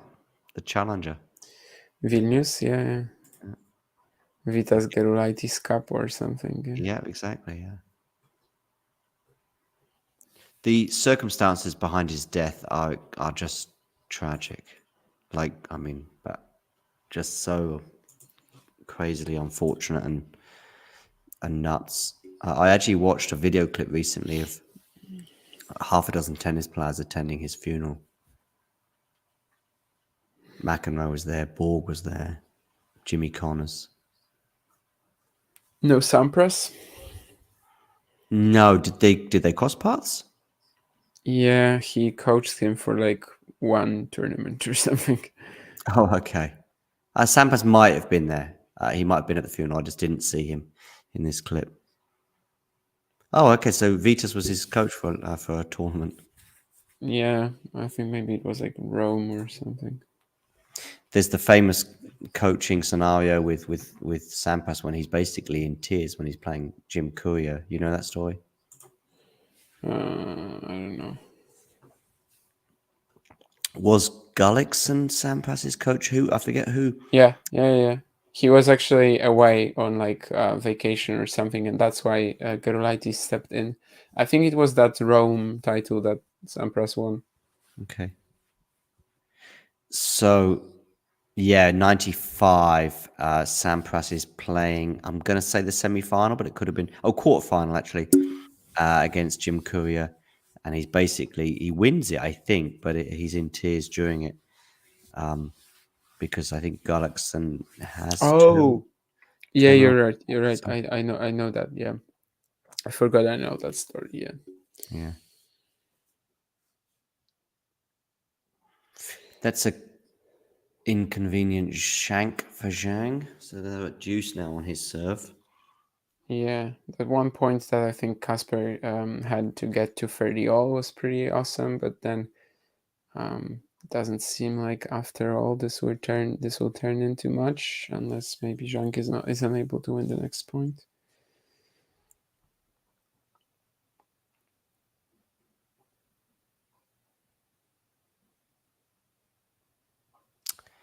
Casper's got to do something on the Zhang serve. Yeah. He had some sort of an opportunity here finally, but didn't even get a break point out of it, and certainly did not have to send that last forehand like 3 meters long. Look how far back I'm some about 30 seconds behind. My goodness me, he's almost like against the wall.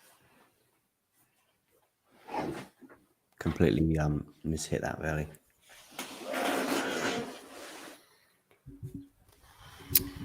Okay, thank you, Ghosty. 5-2, Tommy Paul. A right shoulder issue for Ofner, according to Jake Davies. Although he was pretty far down in that match anyway. Ooh, Jake says that Ofner has some sort of an issue, so maybe that's why it's been so easy. He is actually having a medical timeout mid-game as well, which shows you that it is pretty serious. Oh, mid-game, sure. Okay. Did he just, like, I don't know, maybe my flash score is malfunctioning, but it seems like Ofner just lost the set. Yeah, he has. Yeah, but on some point penalty or game penalty or whatever. Because maybe he's cramping then, or yeah, maybe, I don't know. But that's what it would seem from my flash score. I haven't been watching that one. Jake is a student of football. I'm wondering if he knows what shirt I'm wearing today. He was very eagle-eyed a couple of weeks ago when I was wearing a Real Betis t-shirt, but I'll be even more impressed, Jake, if you know the shirt I'm wearing today.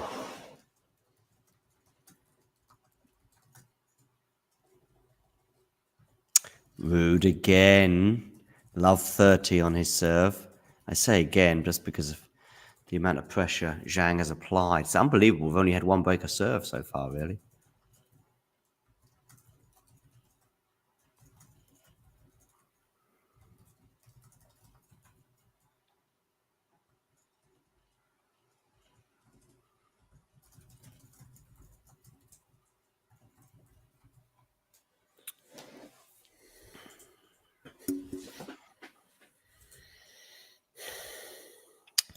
So Jake is saying medical timeout at the end of the set, but I don't know if that's what. So you think there was a game penalty? I don't know. I mean, that's how Flash Score has it. Like, there's only 1 point in the last game, but I don't actually know that. This could be just very much an error. Yeah, no, they definitely played the points because I'm just seeing the video of the set point on Twitter. So it's just Flash Score. So basically, it's just Flash Score.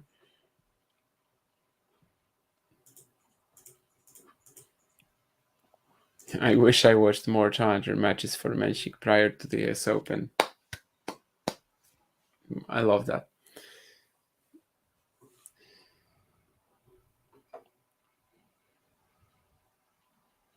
Jake, did you answer my football question? I don't, or maybe you didn't hear it. Tommy Paul is 7 for the match.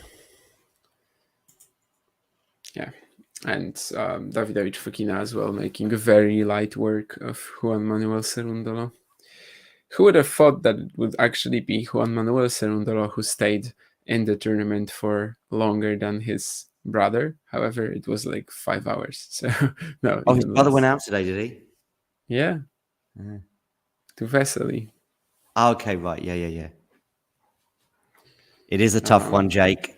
So only bonus points here. You don't lose anything. No, it's not Dinamo Zagreb. However, what was the question? I asked him which shirt I was wearing. But you're not far away, Jake, geographically. You're not far away. I actually don't know either. No, this looks like Cyrillic, like the letters that you have on your stomach. This is a clue, but it's also deceptive. But it is a clue. The sponsor. Oh no, it's Turkish. Okay, no, Turkish it's a clue, but it's no, it's just the sponsor. It's just the sponsor. Exactly. But it is a clue. When you find out which club it is a clue. But I'll wait a few more minutes before I reveal. Yeah, I don't know. The lesser Cerundolo, yeah. Do some players play on the Challenger Tour for their whole career, like 10 plus years? Absolutely. I mean, there are also players who just play ITFs for their whole careers, Obviously, that's not really sustainable in terms of the money. But yeah, there are players who play 20 years on the Challenger Tour. Actually, the record for most ATP Challenger Tour wins in a player's career is over 400. There are 3 players, I think, right now who have over 400 wins on the Challenger Tour. So none of them are active. So yeah, I think that sort of tells you that you can actually play the tour for this long. I think it's Ruben Ramirez Hidalgo who was the first, and then he was joined by maybe Paolo Lorenzi and Kosoeda. I would have to check the latter two, though. Jensen Lu leads the titles count, but I don't think he is actually on the leaderboard in terms of match wins. Nurlan going for Besiktas of Turkey. No, it's not a Turkish club. Yeah, the problem is that it's probably not a Turkish club, because you said that it makes sense when you it makes sense when you know, but it's not going to be of help. Yeah, I don't know. And the only other clue is that Dinamo Zagreb is not a million miles away geographically.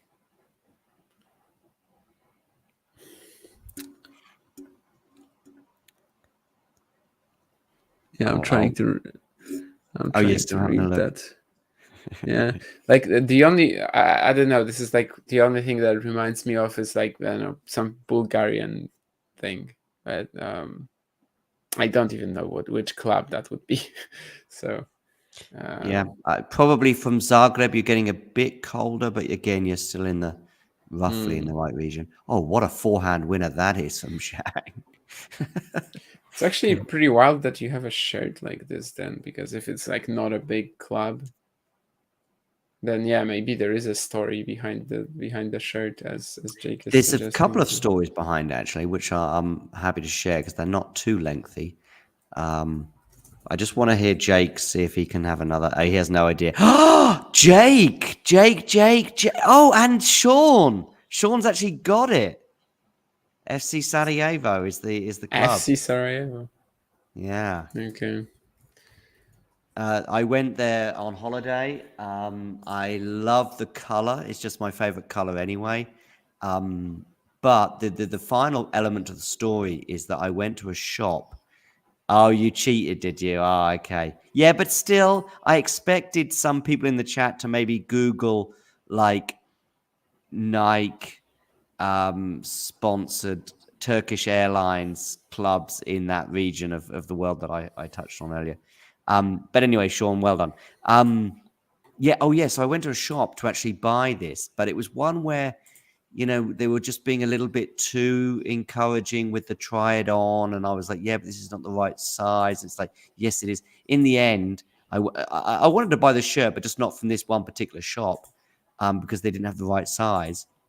And the guy spat on the floor because he was so annoyed that I didn't buy the shirt from his shop. I mean, it was on the floor, and it was there was probably 10 meters between us, and the spit landed like 5 meters apart, if that makes sense. Like it was equidistant. But it was kind of funny that he was so mad that I didn't buy the shirt from his shop. I just went to a shop nearby and bought it from there. But he just didn't have the right fit. This is the right fit, so that's how it goes. Talking of right fits, anyway, I don't know if this makes sense, but Tommy Paul has a match point. In fact, he's now closed it out. Yeah, Alejandro Davidovich-Fokina as well made very light work of Juan Manuel Cerúndolo, and Tommy Paul made very light work of Roman Safiullin in the last 3 sets. That is someone who's definitely not making light work of his opponent today is Casper Ruud. No. But Frances Tiafoe is.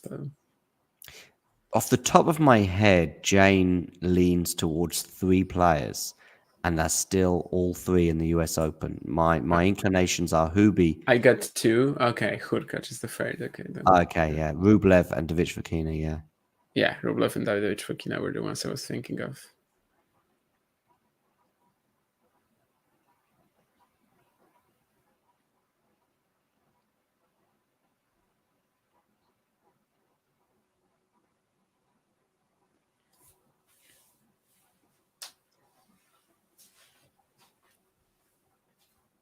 Yeah, Menshik Droga is now looking like a real dogfight. We'll see if the 17-year-old, well, soon to be 18-year-old, can survive that. I think I heard the word dogfight a few times earlier. I think maybe Nick used it. Oh, and I just realized that there was also a question from Nurlan that we missed, so he will be angry. Did you guys discuss Azarenka losing to Linzhu? I don't think we did. I saw that she was down like 0-3 early, and then I never saw a ball from that again. So, I think what was the conversation with Jack? I think Jack had her going far, maybe semis. That's a matchup we had at the Australian Open as well, right? In the 4th round. Oh, okay, and Azarenka won. Yeah, Azarenka won. Azarenka going far. With her recent results, I mean, since Australia, has she really done anything crazy? No, definitely not. She's withdrew from a few matches as usual. This regarding this Ruud-Zhang. It is one of those ones where you get the guy at the top of the rankings or near the top of the rankings, and he just hangs in there, and then nicks a break or nicks a tie break, and then suddenly... Or maybe Zhang wins the set. I mean, on form, I mean, for an hour and a half, hour and 38 minutes or whatever it is, this could easily have been 6-2, 6-2 so far. But here we are. Too much, but yeah, I know what you mean.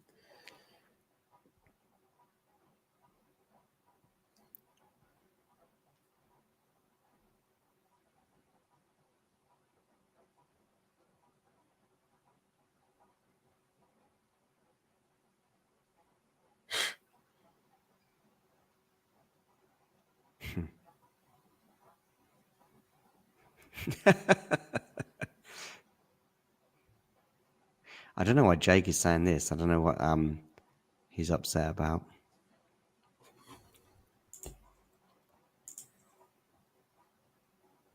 I have no idea. Me either.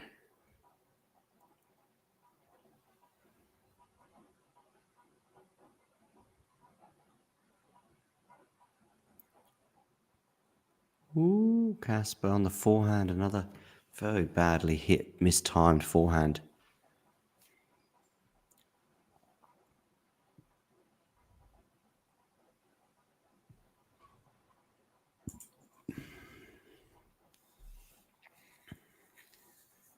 Yeah, the 5-6 game is usually when you try to attack, and then I know. Okay, I know why Jake said that. Yeah, Azarenka. Yeah, he says it in the chat too, because Jake is a massive Azarenka fan, and I already forgot that we started talking about her. Okay, but, yeah. But we just you know, mentioned her form, right? Yeah, it's not really an opinion, right? No, but I think I also get the impression Jake's probably teasing. Yeah, definitely. Paul signing all the balls. Yeah, I mean, in victory, that's a little easier than in defeat, probably.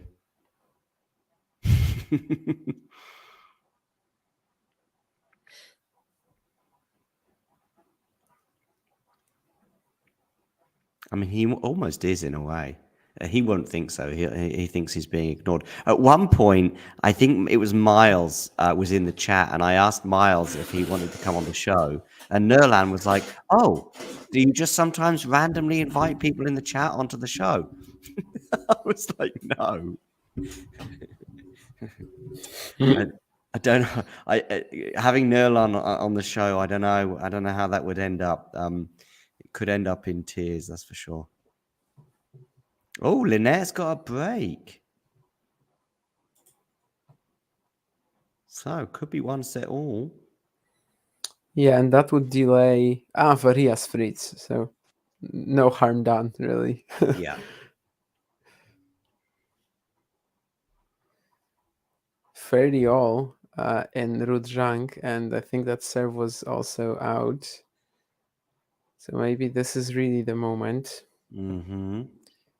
Well, Jesus, it's not gonna be if Casper does this. And he was just trying, of course, to run around the second serve from Zhang, but yeah, you just cannot not make this return at 30 all here. And also like not miss it by an inch, like just shank it completely. No, you cannot do it. Yeah. Another serve and volley from Zhang too. What the hell is he doing? Like this has not been working out for him at all. He is actually down to below 50% on net points won right now. You'd think it would give him some sort of a clue that perhaps going there every other point is not that good of an idea, but well, sometimes it works out, of course. But like, yeah, these serve and volleying attempts have not been amazing. I mean, he's picking that up. You can actually, yeah, he's picking that up in the wrong. I mean, I guess he's got to be closer to the net, arguably. But then you need to anticipate an average return from Casper.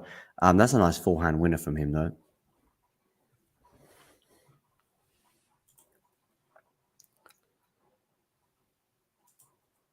So he has a break. He has a game point to force the tie break. Menchik and Droguet still on serve, and so are Ofner and Tiafoe in their respective sets. And Linette has just taken the second set, 6-2. There you go. So I think along with the perfect double fault. Yeah, that's true. Along with the perfect British record in the opening round, there was also a perfect Polish record, although not in terms of the sets, but just in terms of the matches. And well, of course, Magda Frank is already gone, but maybe Magdalena can still stay in the event before Hubert Hurkacz takes on Drag Draper, trying to ruin that great British. We British player lost today. Yeah, but like ruin every British player, I guess.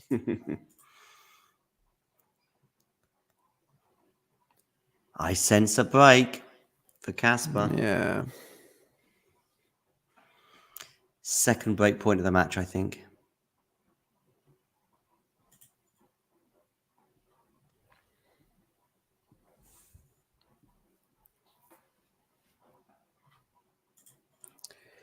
And that's the sort of game that Ruud-Zhang is very often dropping, unfortunately. Like just a number of weird decisions, and Somebody called that 5 minutes ago. eventually, I mean, you didn't actually. I did. Like I did call it. I said I can know, just. I know, but like he had set points, on serve. Well, I called it and it happened. Like Whether Zhang had. you know what I think Zhang could have about been up these 40 sort of love. predictions. Yeah, I know, and I err slightly towards them in that you like guessing tiebreak scores and even just guessing match scores. However, and you can also guess breaks and sense breaks and you get it wrong as much as, but there is something going on in the thousands of tennis matches that you've watched where you go, oh, actually this reminds me of, and there's a reason. It's like when people say they have a hunch for something and they think it's some kind of external power that's playing with us, but actually what that hunch is it's just a whole load of stuff going on in the brain that you don't realize you're leaning on from 20 years of experience of seeing things before. Whether it just be a hunch that you walk into a bar and you just sort of take a step to the left because you see a potentially dangerous situation, and it's because you've seen that before. And the Casper Ruud scenario there, and just seeing him hang on, I just started to feel the more he was hanging on, the more he was likely to nick that set. Because I kind of couldn't believe the scoreboard. I couldn't believe that I was reading 6-5 Casper Ruud and Zhang is serving to stay in the set.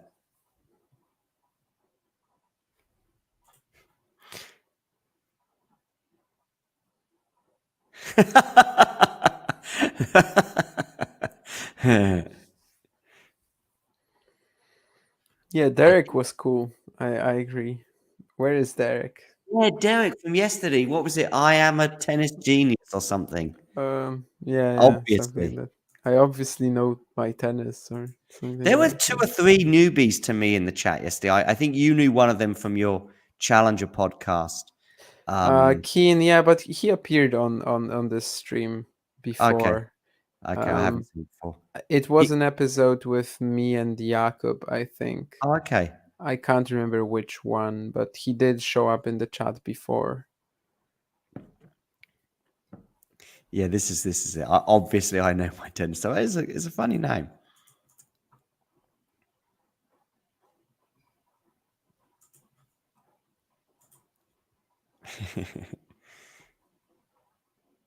And there's somebody with a Spurs shirt in the crowd. Tottenham Hotspur, the soccer club, not the. There's a basketball team, I think, by the same name.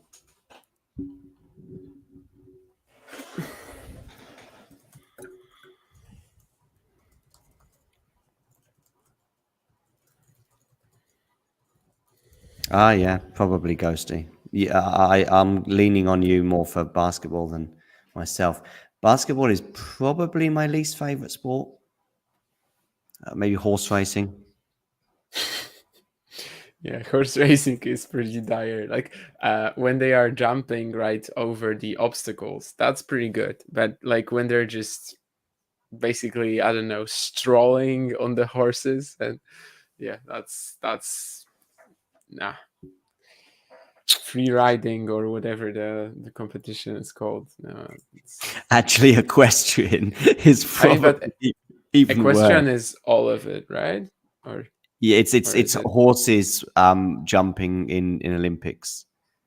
So horse racing is the gambling crazy thing, and equestrian is the Olympic one that we see like royal family members. Which one were you thinking of? Horse racing Yeah, or I was thinking of equestrian. equestrian? Like, Yeah, but like horse racing, it also wouldn't be. Well, it would be horsebug something, I guess. I don't know. Yeah, but it is pretty dire for sure. Yeah, it goes to the thing is dressage. Yeah, that's another one. Dressage, yeah, that's what I was. So show jumping is pretty good, Yeah. but dressage is the worst, I think.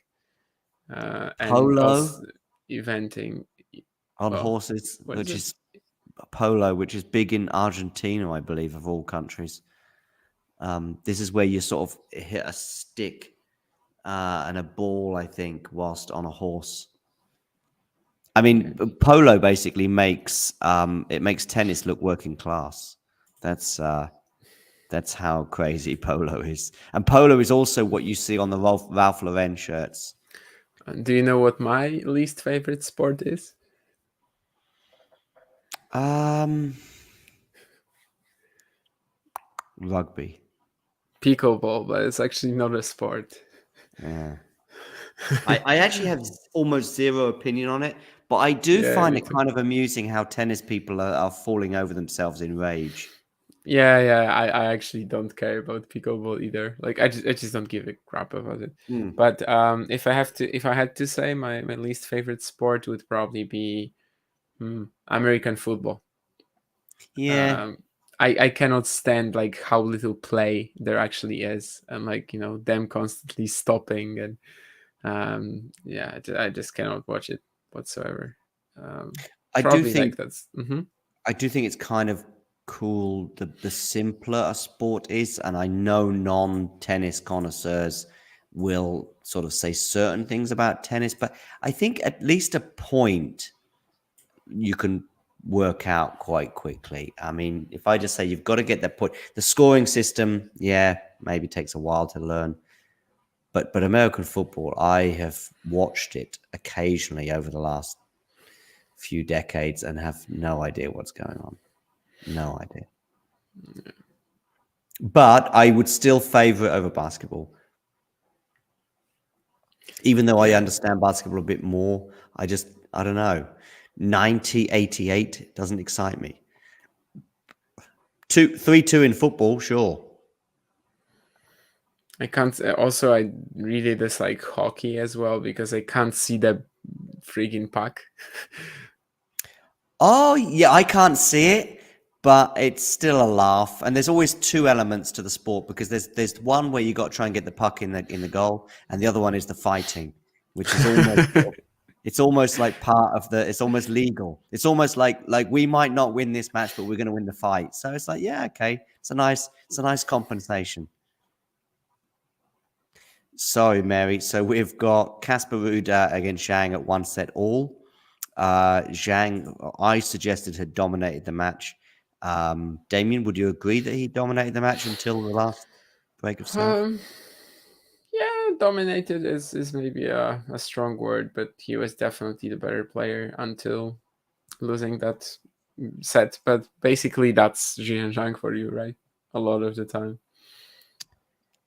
Rybakina is through in straight sets. Tommy Paul came from 2 sets to love down to Safiullin. Did Safiullin? He played Sinner at Wimbledon, right? Was that? Yeah. What was it comfortable for Sinner or 4 sets? But it was pretty comfortable though. First, he won the second. Okay, but it was still pretty comfortable. Like I don't care if it was 4 sets, but it was still comfortable. Ofner and Tiafoe are on serve in the third, so any physical issues that were, I think, suggested that Ofner might be having, at least for now, seem to be allayed. But they are pretty fast.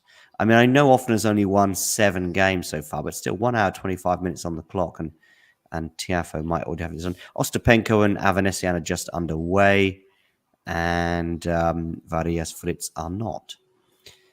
Brady and Lynette are into the third set, 1-all, as it works in tennis.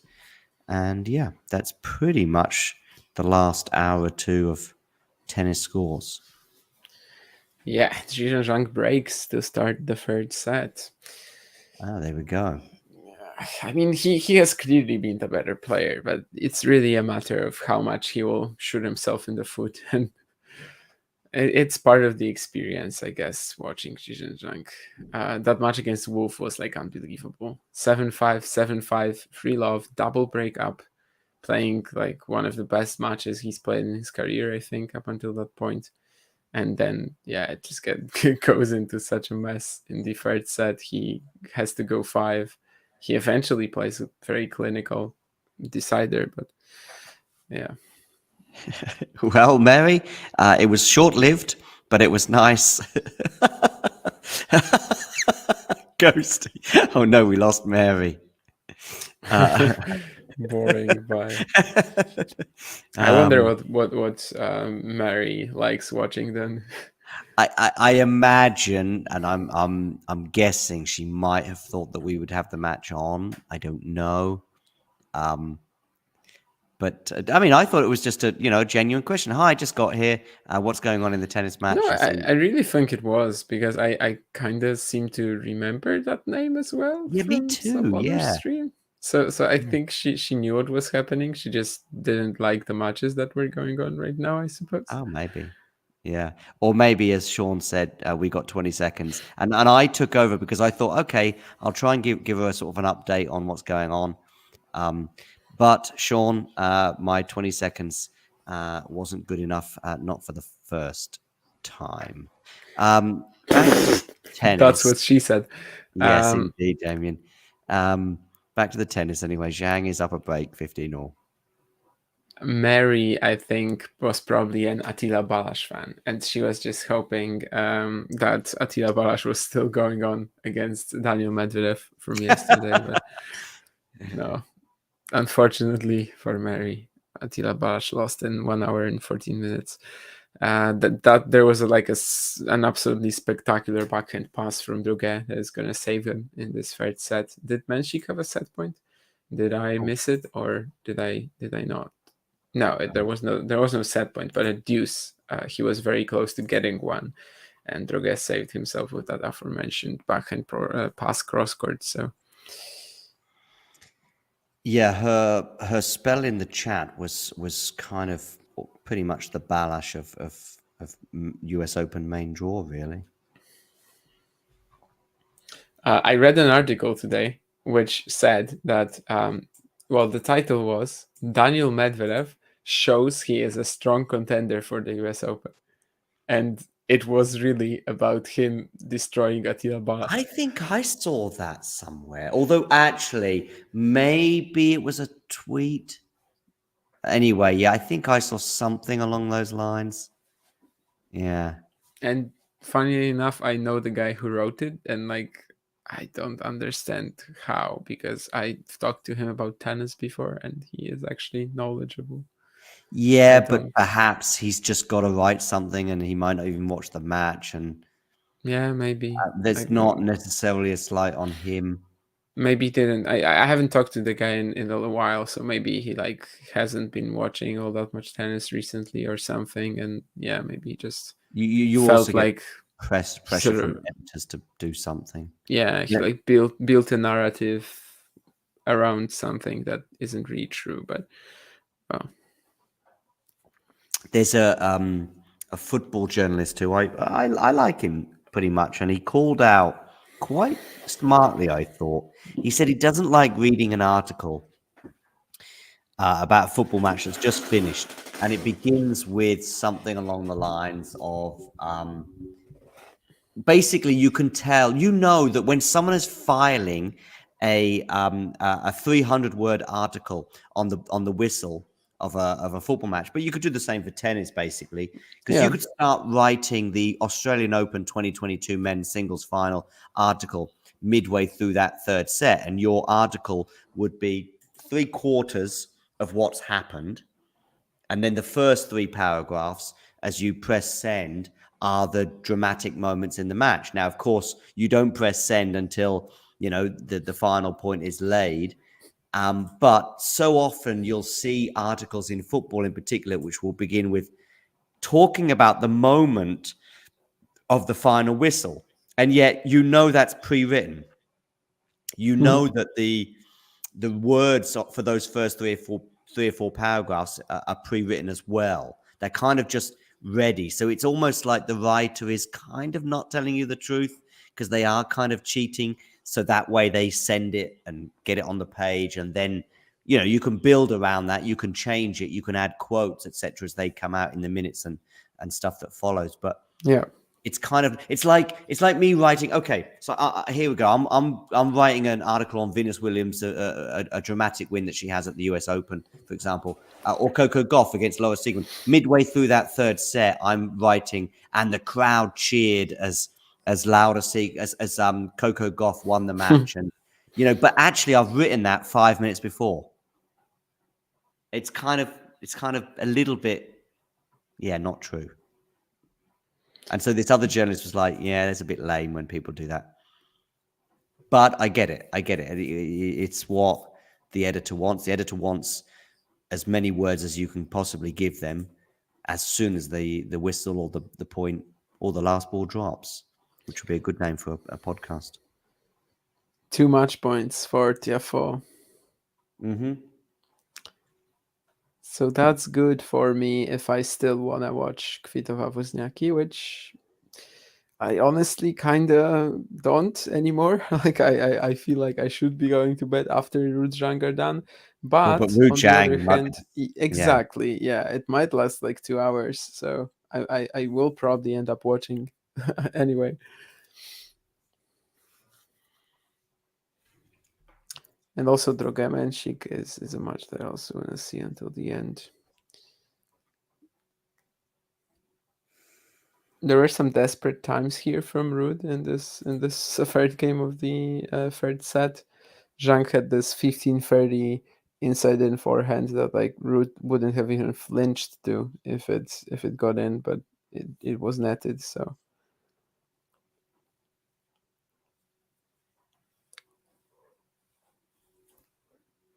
And Zhang doesn't execute the return, so it's 2-1, is it? Yeah.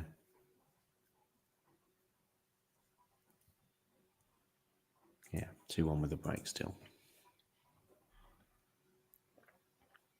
And Tiafoe did indeed wrap it up. Yeah, I would not be surprised if Wozniacki finishes before Zhang and Ruud. Particularly if Zhang wins this set. I just feel as though if Ruud wins it, we might end up seeing a 4-set win for Ruud. Did your statement right now include a prediction for Kvitova and Wozniacki, or no, it didn't. Not? Okay, it was just random that you said Wozniacki might finish. Okay. Yeah. But I can make a prediction, which is that Kvitova will win. Maybe that's also Hart as well. I'm not on this Wozniacki return to the sport train. I have no problem with it. I'm not objecting to it, just like I'm not forcing anyone into retirement. But Jen Brady winning the US Open or Wozniacki winning the US Open, one of them is an amazing return to the sport story. Another one, unless Wozniacki plays lights out tennis for the next 3 or 4 rounds, which I highly doubt. One of them is an amazing story, and the other one is what?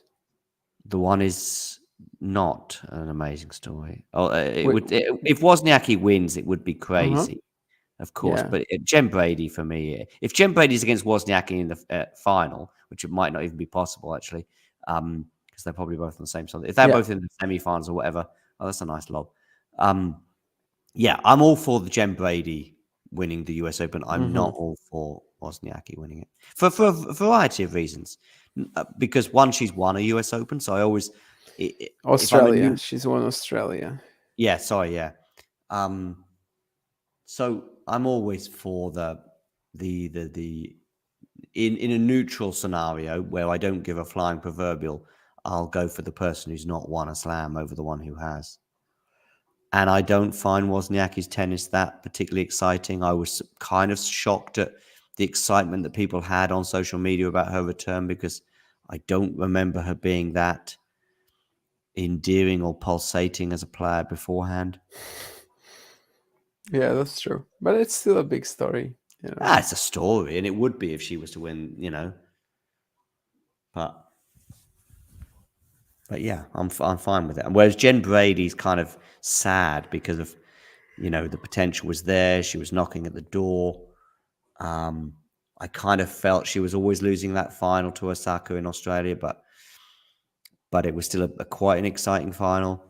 And yeah, and also one had a baby, but also decided to not play tennis anymore because it wasn't like she was out of the sport for a few months while she had a baby. She didn't want to play tennis anymore, which is fine. Jen Brady would have loved to have played tennis in the last 2 years. Menchik has a second set point on Drogue's serve, 5-6 in the third. So that would obviously be pretty massive. He is in the rally as well. Drogue trying to catch him with the slice, but Menchik barely makes this shot.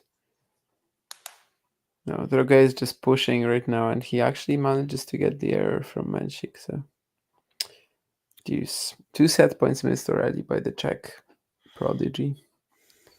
Czech prodigy is not, is something that you can say about like 10 or 15 players, probably. Sometimes when you say, I don't know, the Lithuanian prodigy, right? Then I guess you would be going between Gaubas and Butfilas, but the Faroe Islands. Yeah. Gem.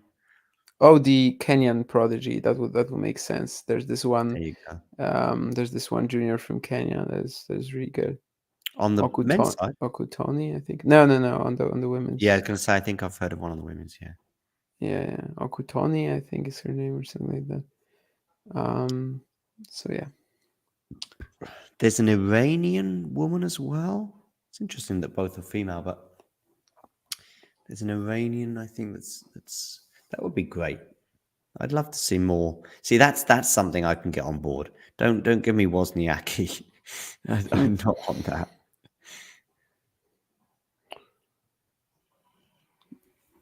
Listen, if you're a Wozniacki fan, I get it. Like I'm a fan of one player in particular, and I completely understand it. If the player that I'm a fan of, every single neutral observer wanted the person who's never won a Grand Slam before. I get it. Just like when I'm supporting Manchester United and a lot of the time we're playing a smaller club. I get it. That makes sense. I found it weird recently when Conta said that she actually, as a neutral observer, wanted Djokovic to get to 24. I don't understand that if Djokovic is up against Casper Ruud, for example, if you're a neutral observer, I don't know how you can not want the guy who's never won a Grand Slam, especially if they've been in so many finals.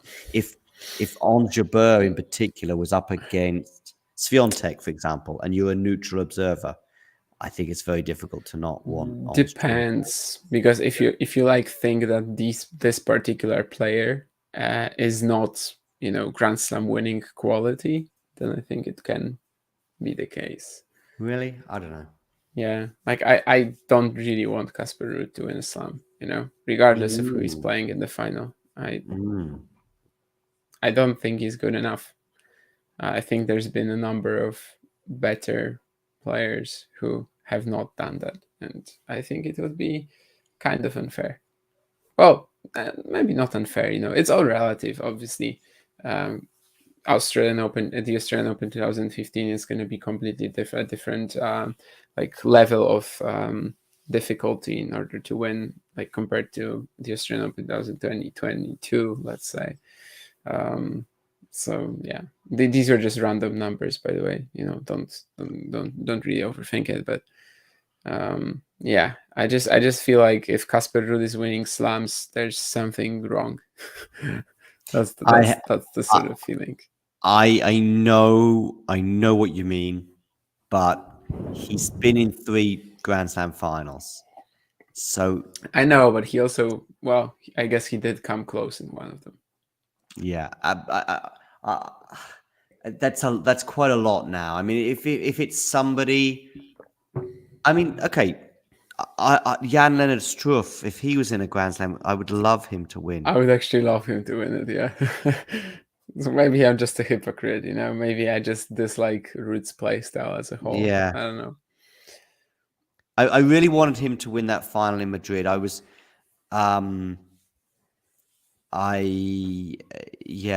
really wanted to win that because I also know because I'm also thinking about his age as well. I think that's another thing that I'm thinking about. You know, if and you might go, well, Wozniacki's a certain age, yeah, but that's different. She's won the slam, so that's the defining moment. But you know, somebody like Ons Jabeur in particular, and Jan Lennart Struff as well, who I think is 31, is he? More, I think, at this point, like 33. He'll be 33, yeah. And probably a Masters 1000 is has he even won a title, Struff? Don't think he has, because he also that's the whole story. Yeah, right. He was in 2 this year, one of which was in Germany as well, which probably for him may have hurt him even more. I don't know, especially as both finals were close. Against Tiafoe was close as well. That's true. Yes. Hanging out with MJ for the US Open. I think some people have been hanging out with MJ at the US Open. Michael Jackson? No, around that court where Sakari played. Yeah, okay, maybe it was just a stupid joke. I was thinking of Sakari's comments, you know, about smelling something. That was what I meant. Michael Jackson. I've never heard it abbreviated to MJ before. Yeah, me neither. Maybe, I don't know, but it has to be done, right? Like from Mary Jane, it has to be.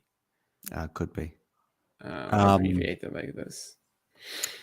I haven't heard anything else since, but I did hear some rumors that Saku's going to take some time out.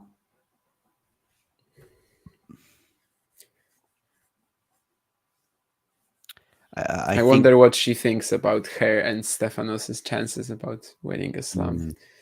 Well, actually, I was going to mention her and Stefanos in the same sentence, but not because of their nationality, actually. But I think the thing for both of them is that there's a lack of answers. I think that's for both of them. They're kind of a bit confused in that they probably felt as though they were quite close, and they were probably extremely frustrated in 2021. And that was painful, 2021, for both players. Funny enough, both at the French Open, really, in a way. I think Saku had a match point in her semi-final. And yet now is actually, they probably didn't realize, but actually that was good times. That actually now is even worse. That's a lovely forehand winner there for Zhang. But now is actually even worse, because now it's like, oh, I don't even know what the solution is here. I don't know I know the question, but there's a quality potentially issue for, I think, Saku in particular. Yeah, I think there is, yeah. For Tsitsipas less so, but only if you really start comparing him to the young guys who approached the tour, not to like his generation. And by the way, Menchik just speedrun past the first set tiebreak against Droge. Honestly, like, again, I have to say that, you know, how mature he is in these matches is just pretty insane. And it's not something that we saw on the Challenger Tour for a while or something. He was definitely a lot more of a hot mess, and even recently. And yeah, then he just comes to US Open qualifying and suddenly plays as if he has been there 50 times before. Oh, Avanesyan breaks back. I like both of these players, so I don't mind who wins, as long as they go on to win the tournament. Don't knock one or the other one out and then just go out in the next round. That just seems to be worthless.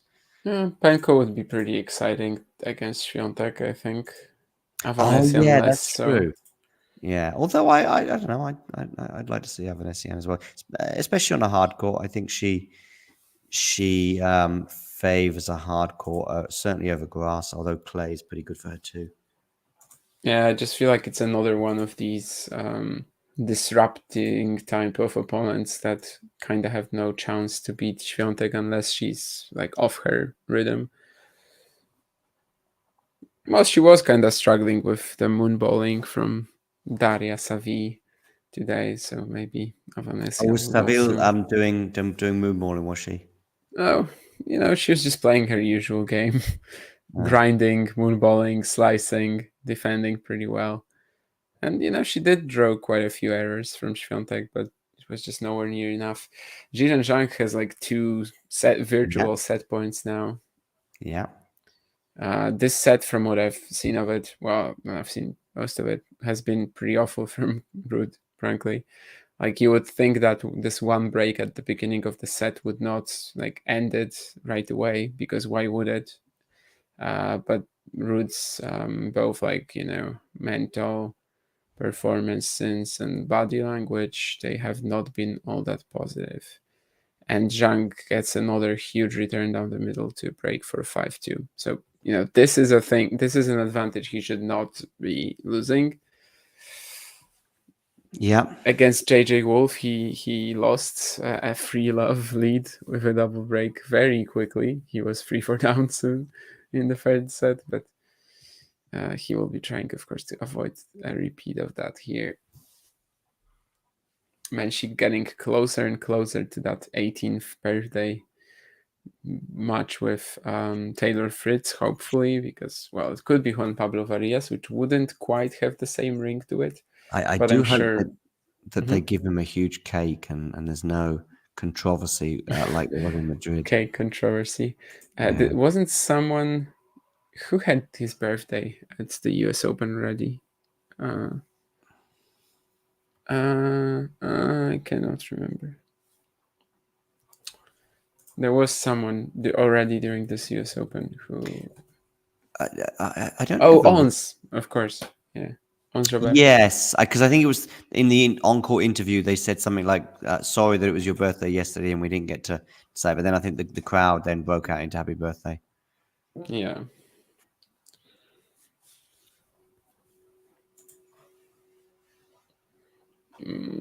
I think Mikkelsen turned 19 during Winston-Salem, so a few days before the event. And of course, Menchik could be a big story on Friday. Let them eat cake, says Sean, which is pretty interesting because that's what I quoted like 2 hours ago in a group chat, and I don't think he's part of that. Brady is up a double break, but she was also love 40 on her serve here, so but she's now back to 30-40.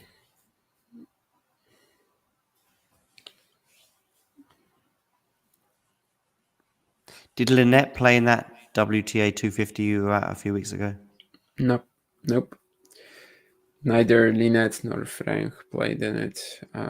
That's mostly as the Polish Federation was not involved in the organization, and because like neither Lynette nor Frank really wanted to play, there was like no even like negotiations or something. But the goal for next year, well, I don't know if for next year, because next year there's this whole issue with the Olympics, right? And that the event in like its regular time slot, regular spot on the calendar, is not going to work a week before the Olympics on hard and then move on to clay. So maybe it's going to be in 2025, but like basically the Polish Federation now really wants to cooperate with the organizers of the event, and then hopefully to also bring in Lynette, Frank. Okay. Frank played it in 2021. Lynette has not played it. Lynette played that 2022. I mean, Frank played it, and in 2022, Lynette played a 100K ITF in Kozerki in Poland. But this year, of course, she couldn't really play an event of this category, being ranked where she is at the moment. But Warsaw, she could have played. But it just made a lot more sense for her to be in the States. I think she's also like based there, so. Ruud-Zhang. This sets 2-1 up. There you go. closer and closer to the upset, which again wouldn't really be an upset, I think. But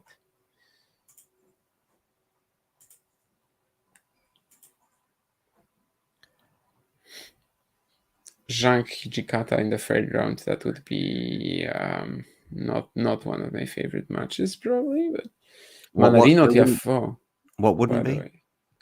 Zhang Hijikata. Hmm. Manarino-Tiafoe, though, that's good. And of course, Paul Davidovich-Fokina. I think we've already had that somewhere this year. Well, twice. The Australian Open, 3-2. Tommy Paul won that. And also in Miami, Tommy Paul won that.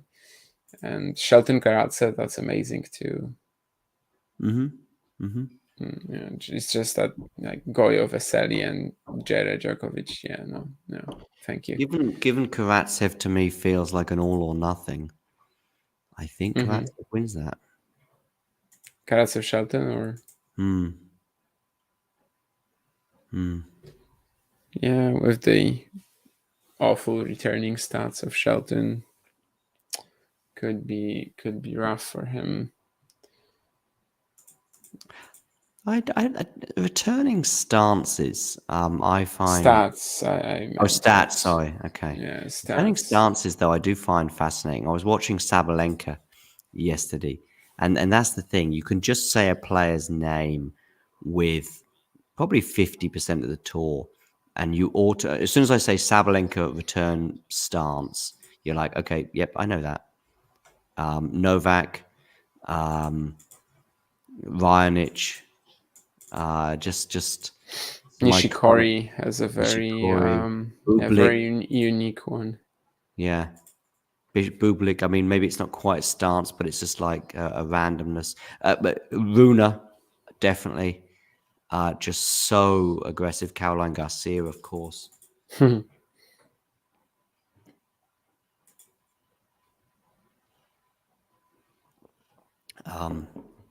Roger with the spinning racket, Yeah.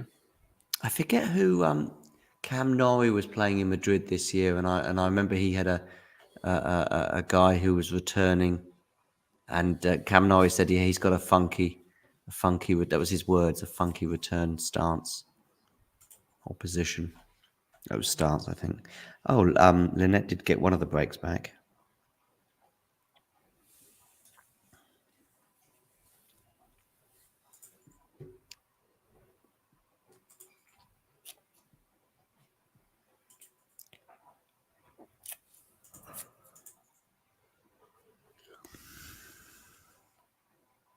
So my upset picks for today have been working out pretty well. I'm excited to see if Meligeni Alves over Baez is gonna do fine tomorrow as well.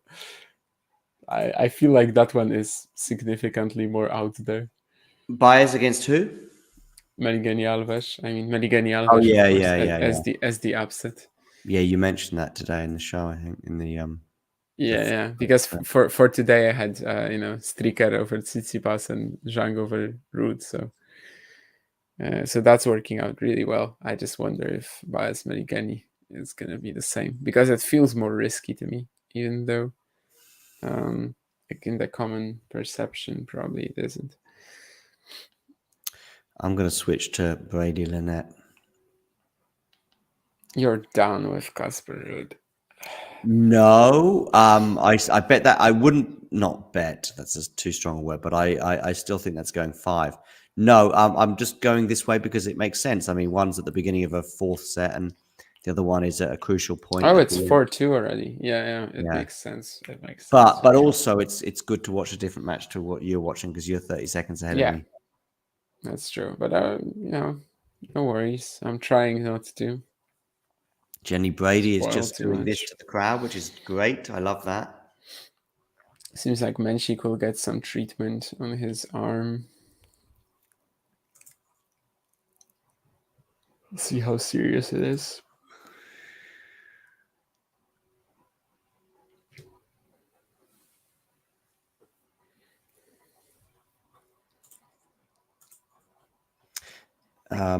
Despite having only a few hours sleep, I won my tennis match today 6-2. Ooh. Mm-hmm. Was the other guy also after watching the US Open all night? No, but he lamented the very, very short videos of highlights of matches Oh. apparently that have been made. I guess maybe on the US Open website or YouTube that they probably post. He said they're like 2 minutes each, maybe. Yeah. Yeah. You do find that they do end up producing 20-minute, 30-minute versions, but like a month after the tournament's finished. Yeah, I mean, of course, it's total BS. Like they of course block all the other fan-made videos because of the broadcasting rights. But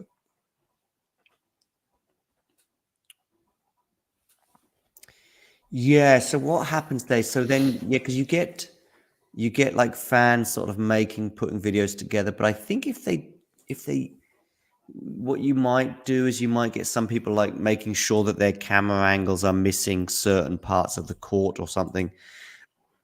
yeah, Certainly. they do that. Yeah, often there's no match point, for example, because I'm not really sure how it works, but then also if they don't monetize, that might give them a better chance of keeping a lot of these things going, because you see a lot of alternative accounts using a lot of footage. yeah. I think if they don't monetize their channel, or at least that video, then they might be okay. I think. I'm not sure. I wish I knew. I wish it wasn't such a minefield, to be honest with you. I mean, I got in trouble not with YouTube but with Facebook recently for some still pictures that I shared during the Alcaraz Djokovic final. But I don't, and it was officially it was ATP complaining, which is, I don't know. Again, I of course I'm thinking of me more than the ATP, but I still think it's nitpicking, and I still think that we could and should have a good relationship where we help each other. And I see it not the case. Now I know it's all a capitalistic machine, but sometimes I think maybe I feel more tennis does cut off its nose to spite its face a bit more than other sports. Brady, by the way, is serving for the set, and she has raced, and I mean raced, into a 40-love lead. She's won 7 points in a row. So she got 3 match points.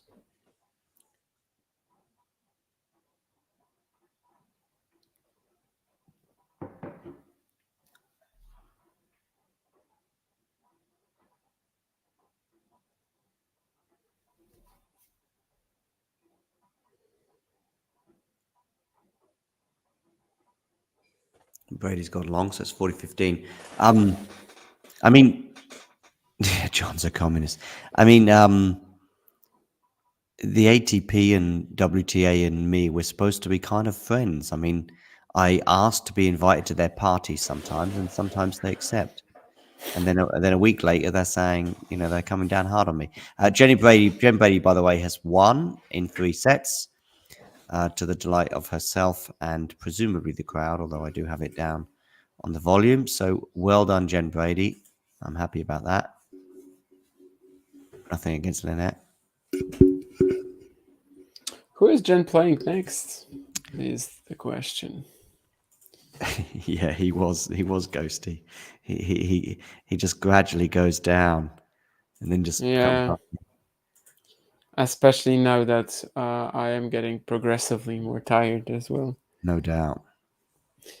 I actually didn't have a nap today, and the last couple of days I was usually sleeping like for maybe half an hour before the stream started, which already was enough to keep me going in much better shape than I am at the moment. And Jen Brady, whom I just checked and then actually didn't, it seems, is going to play in the third round against Kvitová-Wozniacki. Oh, wow, there you go. Yeah. This is a very nasty section in general because there's also Goff Mertens in that. So Goff will play Mertens, and then one of Brady, Kvitova, or Wozniacki. So all of them have been at least in a Grand Slam final.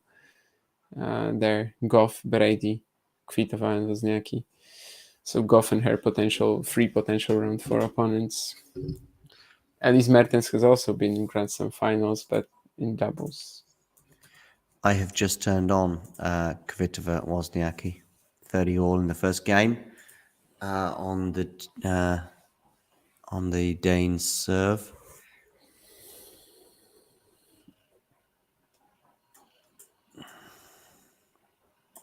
And I see Casper Ruud is already up an early break on Zhang, so I suspect he's going to push you 5.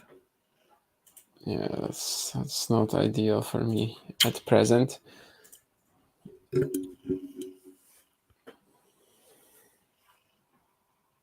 Although, I posted this this couple of written predictions from me on today on Tsitsipas, Stricker, and Zhang Ruud, and I had Stricker to win in 5 and Zhang to win in 5, and so it would be ideal for me, I suppose, if Zhang won in 5, then I can totally say I'm Nostradamus or something, but no, I'm actually not gonna do that anyway. And I also think the number of sets is extremely random to try to predict. But theoretically it would be good for me to have them both win in 5. There's a fantastic point here from Menchik, like an exchange at the net, and eventually he manages to make Droge play a very tough volley, and he has a break point early in this third set. Interesting point as well with Droge saving himself with this chopped forehand, this mid rally. But Menchik will get another great pass and break. So just 3 holds for the 18-year-old. And he will have that birthday secured. Mm-hmm. Who would you like to play on your birthday? Me? Mm-hmm. I mean, yeah, it's kind of an easy-ish question. It's got to be Rafa Nadal on Philippe Chatrier, really. I mean, you're asking me when I'm a half decent tennis player with a chance of winning a few games. Of course, I mean, I put this question sort of to Liam Brody earlier this year. Basically, would you rather play Novak or Rafa, for example, at the French Open or perhaps Australia, etc., or Wimbledon? Or would you rather play somebody more beatable if you'd qualified? And he actually went for the more beatable one. Yeah, I think in his position, it's certainly a lot more. But it's about, I got the impression, or at least it was suggested to me afterwards, it was about points. It was about points and getting to the second round and getting over that 100 mark. Yeah, I think it's way too important to play guys like this just for experience. Yeah. He hasn't played any of the big 3, right? No, he hasn't. He's played Medvedev. Played him on a hard court in, I think, Dubai earlier this year. I think he was up a break early in the first set. And I do remember him playing Mare as well. Oh, okay. But yeah, but then the sort of tell your grandkids story of playing Rafa on Philippe Chatrier or Novak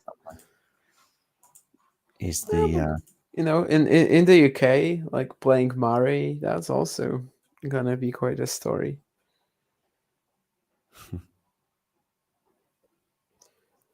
Kvitova's broken, by the way, already, so it's 1-love.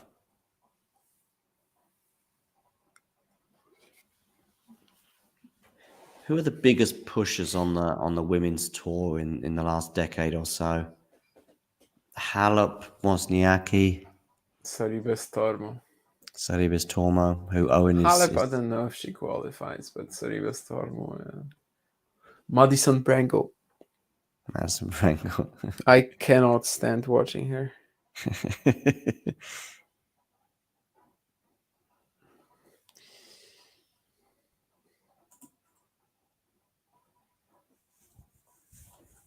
The thing is, opponents just get frustrated with Wozniacki too. They just pull the trigger, and I mean, Kvitova just pulled the trigger there bizarrely early and paid the price.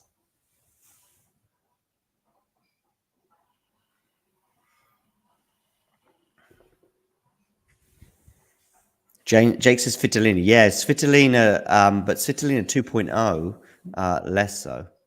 Used to be, yeah. Exactly, yeah.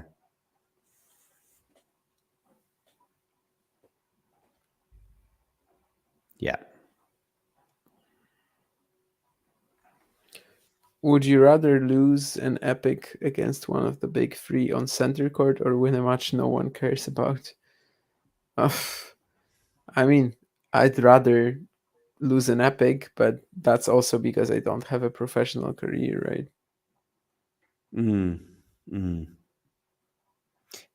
Probably still the epic. I mean, the comparison is winning a match that no one sort of cares about, and presumably you win a match at Wimbledon on court 15 and then go out in the second round to somebody else on court 12. But if you are, Barry Cowan, I think he went 5 sets with Pete Sampras, but with 1 or 2 regrets that he could have well have won the match. I think it was Pete Sampras. There's another British player whose name escapes me who went 5 sets, and I think he had match points against Boris Becker in an early round at Wimbledon. They're still pretty good memories. Of course, it's slightly different, but you've got Willis when he played Federer.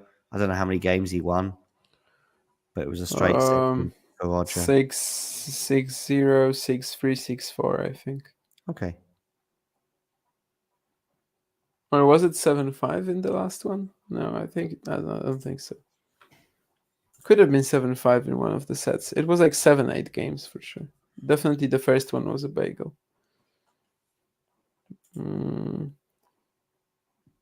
Yeah, I was right the first time. 6-0, 6-3, 6-4. Marcus Willis, by the way, now is at career high ranking, yeah? Yeah, for doubles, yeah. Top 200. Oh, wow. Casper Ruud, 4-love. He's raced into a lead there. Yeah, I mean, this set can just be scratched, and let's just go into the decider. I think will be Zhang's strategy from now on. It would be helpful though, maybe to win the next game, like after Ruud is gonna serve now, to win the next game just to start the deciding set on your serve. Like that's basically, I think, the only real thing that he can still get out of this set, Zhang. Benchik 2 holds away, but Droge is keeping himself in the game.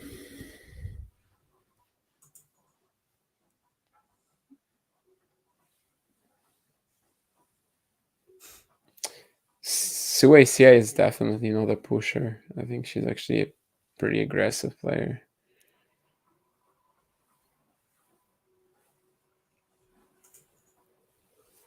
I don't know. Does Sara Errani count? She's more like a grinder, I guess, right? Not an actual pusher. I don't know. It's sometimes hard to point out the difference between the two. So I was then going to ask that. Yeah, maybe they can use. Maybe you can actually use them interchangeably. Yeah. I would say a grinder is like more when you play a very long rally with someone and you sort of weaken them, and then you step in, and also it can. Is that more grinder? Yeah, I would say also there's something like maybe like Ugo Dellien, who like another type of a grinder when especially on clay, there's a lot of these guys where they can just spread the court, and they don't really have the power to finish off the point, but they just spread the court, have great precision placement. And I would say a pusher is like hardcore. I cannot accelerate any shot. I cannot inject space. Will not be willing to risk anything. So like Halep doesn't really count for me, but yeah, Sorribe Stormo. probably. I don't know. Yeah, it's hard to find definitions for this for sure. Everyone has a different definition.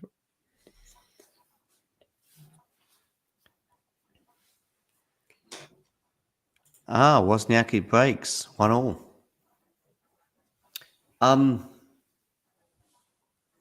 Yeah, and sometimes you're on the defensive in a rally and you're just doing unbelievably defensive shots, but that's can be spectacular for me.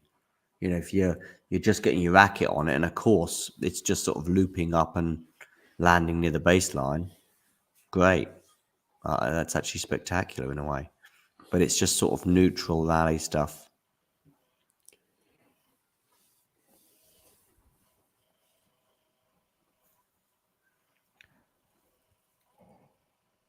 I don't think he's a pusher, is he? He's a grinder, maybe. Who? Murray. Murray.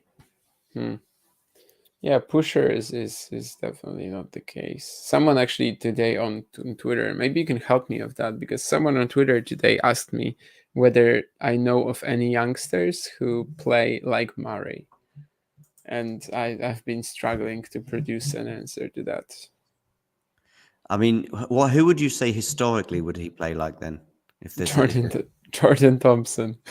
I don't know. I really don't know anything else. Like, Murray seems pretty tough to find analogies to, I think. Is Djokovic of the big three? Is he the easiest one to sort of find comparisons to? In that, you know, you can find somebody who plays similar to him, but is just much worse in every department. I guess, Nadal would probably be the toughest to find a comparison to. Even Federer would be pretty tricky too, right? I was Tsitsipas, I guess, and I guess. No, I mean you cannot possibly say Tsitsipas, with no slice. But I guess everything else though is pretty similar. Yeah, Dimitrov is like Federer with less power, basically. And I guess more like flexibility. Ruud is close to a bagel. Doesn't matter. Yeah, and he just won the fourth set.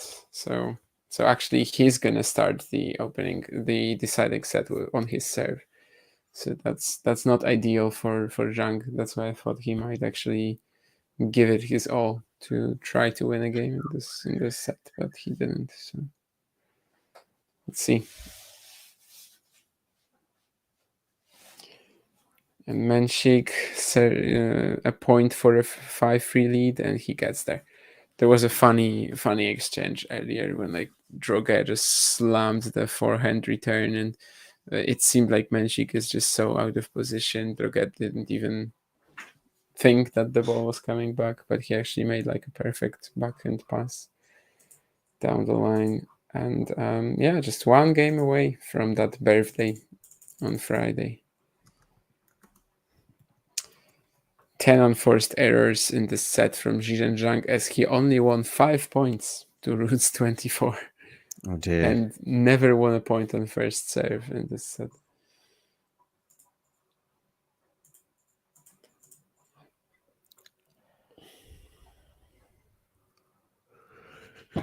Wow, and that's another sensational like point on the defense from Menchik. He saved he defended the smash and then was pushed so wide to his forehand corner, like full on sprint to the right side of the court, and he hit this great pass on the run that Droga just wasn't able to control. And I think Droga has also just double faulted, so just 2 points away now. Hi, Thomas, and anyone else watching on Facebook, make sure you hit the like button. YouTube as well. Ghosty has a question, which I guess is aimed at you, bearing in mind the nationality of the player in question. Mm-hmm. What's the nice guy grinder?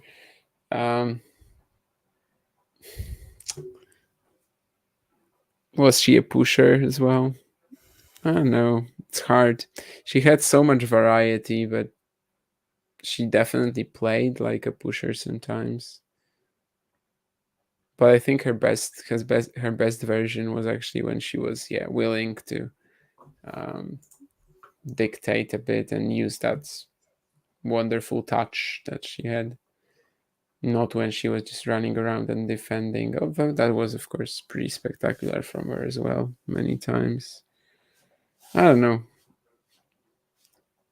Without exact definitions of a pusher and grinder, we still will be struggling with this. And I don't think it's easy to get these, like to settle on exact definitions of this.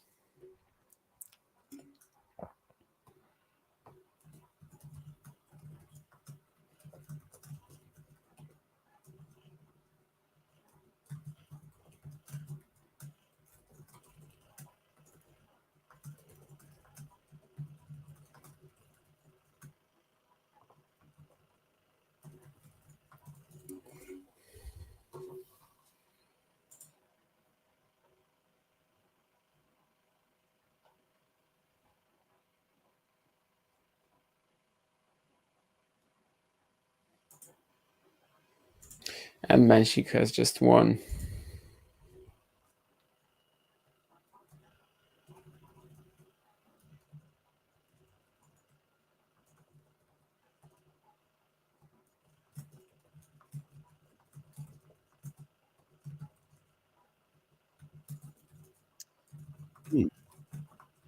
And then she's through. Yeah.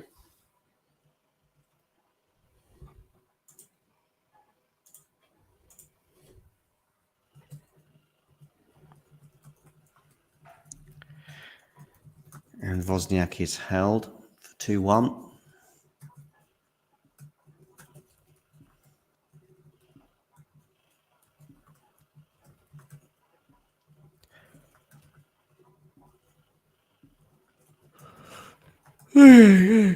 Jen Brady, nice for her. And Ostapenko, last I saw, was looking very good against Avanesyan, yeah. Up a set and a break, albeit that she's facing a break point right now. Oh, and Avanesyan has just broken back for 3-2.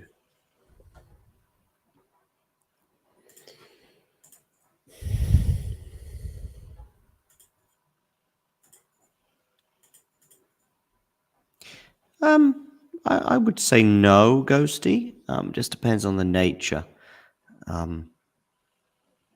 You might not have a huge amount of power in your armory anyway, but you're still getting close to the line. You're still taking risks. You might go with low net coverage, but then you're just suddenly involved in long rallies. I mean, some of the most spectacular players of all time are involved in lengthy rallies. I mean, take the Sinner and Alcaraz match last year. I'm sure there were plenty of 15, 20, 25 shot rallies in that match.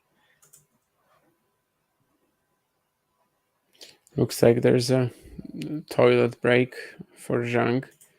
Well, can't blame him for wanting to reset after that horrible showing in the fourth set. Sorry. And we also have, of course, Varias and Fritz coming up shortly. That's the last match on that court. Not started yet. No. They are starting. They were playing after Brady Lynette. Yes. So that's the last match that is starting today. We still have 3 others going on. Ostapenko-Avanesyan, the Latvian, up by a set. So that one potentially could end fairly quickly. There's, of course, the 5th set of Ruud-Zhang coming up. And Kvitová-Wozniacki, which I think John has been watching. Yeah, I have, yeah. But I was tempted to switch over to Ostapenko-Avanesyan. Wozniacki's got 2 break points now because Kvitova's... Oh, no, sorry, Kvitova's just aced. I thought it was a double fault. So 30-all. Yeah, I might just go over to Ostapenko-Avanesyan.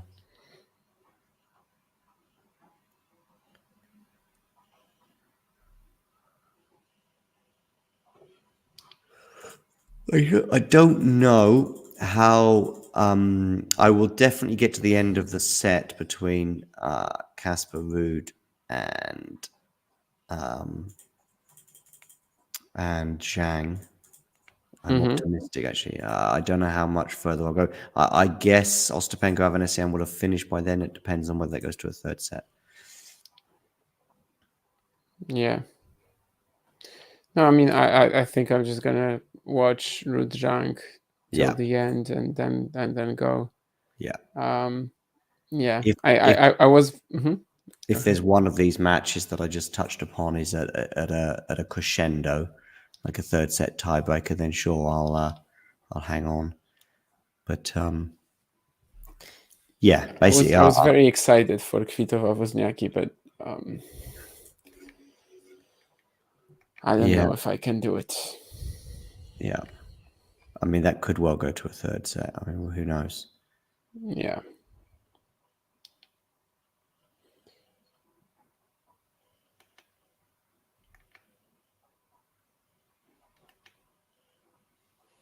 Desperate for a good start, Zhang is in this set, and so far so good. It was a very long rally. He got some advantage with the backhand down the line, and still actually had to hit a pretty decent forehand approach shot to get an error from Ruud. So he has already won 20% of the points that he won in the fourth set. So.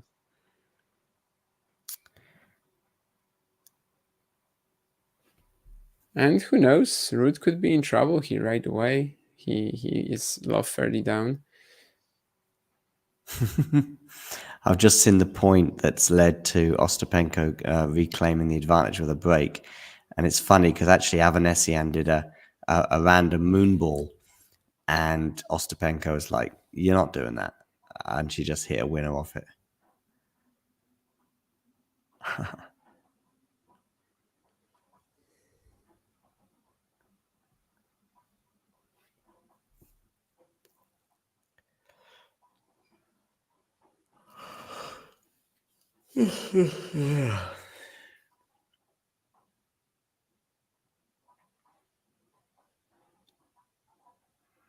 An account under Avanesyan's name follows me on Twitter, but it has so few followers that I just think it has to be fake.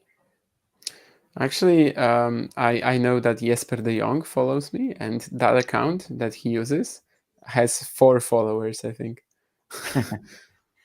I mean, there is a possibility that they're just not using it at all, and yeah, he's actually using it, but his account name is like only his first name, so that's why people don't know that it's him. Basically. But yeah, he's actually using it. I wanted to check something because I knew how many followers Stricker had a few months ago, and I'm interested to see if after a match like this, it's improved by a lot. Well, since February, I think he has 300 more followers, so that's not what's he on now? Much. 871. Okay. Yeah, because I remember seeing this like a few months back, and I remember seeing that he only has 500 followers, so like 450, and I was stunned by that. But obviously, I guess he's tweeting once a year or something. Yeah, basically he retweets some stuff and likes some stuff about him, and from time to time tweets something. Like, for example, he tweeted about qualifying for the US Open, and he also tweeted about being rewarded with a match against Tsitsipas before it happened. So he does tweet a bit, but yeah. Zhang still 2 breakpoints, and he manages to get it done eventually, sending out this nice combo of inside out, then inside in forehand, and Ruud cannot make his own stronger wing here, and he nets the shot. So there's a couple of funny things about his account. First of all, it's quite cool, I guess, that he only follows 16 people. He didn't join until July 2021, but of course that's I guess age related. But his byline, or whatever the word is young Swiss tennis player on tour. Yeah, for a while I thought that it wasn't his account. Like I thought that must be like a fan account, right? Yeah, But yeah. it actually is his account.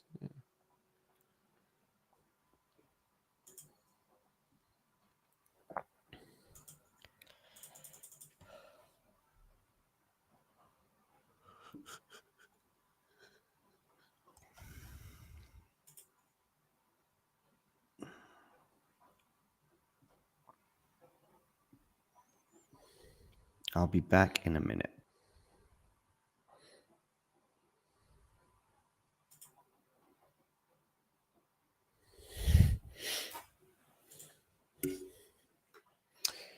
Fair enough. I think that's something I'm also going to do pretty soon when John is back, but we'll see. Penko's power is so sexy, says Ghosty. They're not real forwards, and you can drink the funny smelling Kool-Aid. Yeah. So if you are watching the stream and if you are not following Dom Stricker on Twitter, you are doing something wrong. I'm actually not following him either, because I don't follow players for the most part. Like I only follow a few player accounts.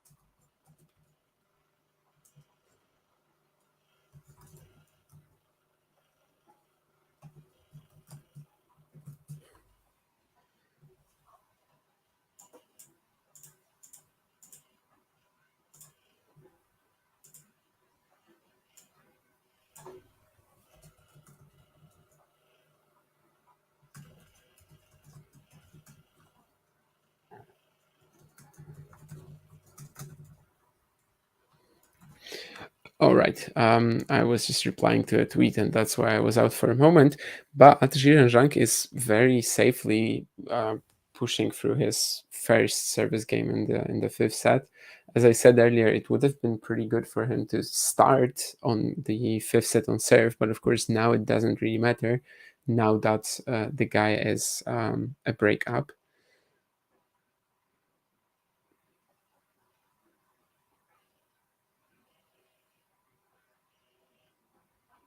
Ooh, that's a nasty forehand miss from Ruud. I mean, he basically just did everything right here to set up that killer blow and just misses the forehand into the open court. So Zhang to love.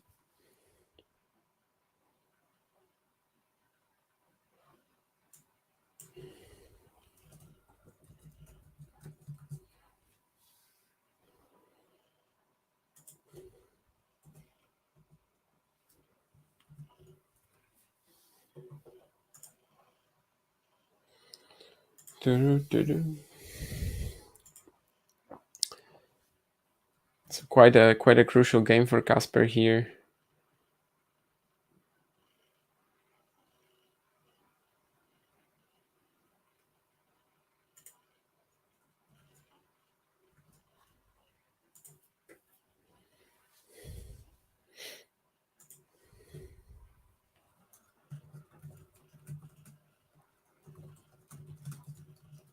Yes, indeed, Ghosty. I would suggest the same. I wouldn't be surprised if there's something there in the Armenian suggestion. That's another one of these rallies where Zhang is just super patient this week, and he manages to just wait. You know, he manages just to outgrind Ruud here and withstand the few big forehands that went his way, and eventually get the error. This has been an interesting change of pace in the Chinese player's career, and like the play style, the approach to tennis that he usually shows. That's a fantastic serve throw from Ruud. So 30-15 up. Somebody asking about the result from the Mensik match, and yeah, Mensik won in 4 sets. Yeah, Mensik won. No, I was just saying Mensik won. Yeah. And Ostapenko is serving it out right now, but 15-40. She gesticulates to her team.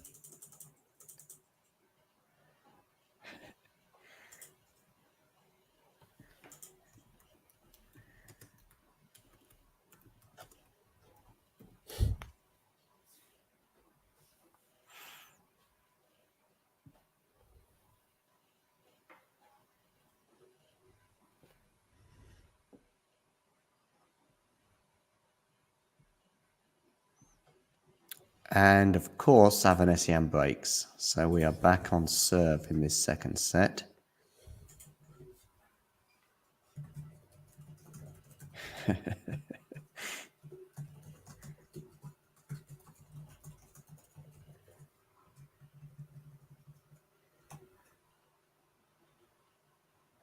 I asked Avanesyan if she would rather win a Grand Slam or become world number 1. She said both. She couldn't separate them.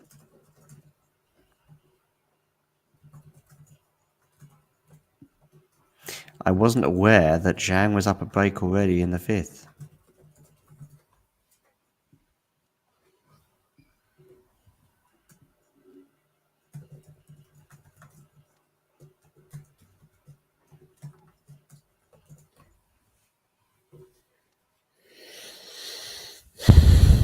And Taylor Fritz is already up a break on Vary, yes.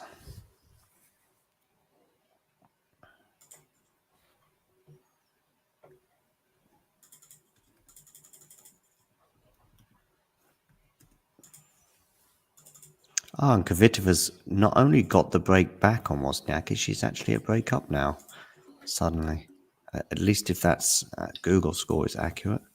Yeah. Is this match going a bit slow, or Does feel like it. I wonder if that's accurate, that score line. Yeah.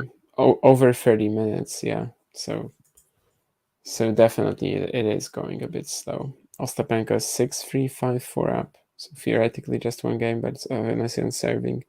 And Fritz already 3-love up on Varias. I'm going to be back in like a minute. Just we'll go to the toilet and then I'm on Ostapenko right now. Hopefully the 5th set will be fairly brief. Yeah. So, Avanesyan serving at 15-love.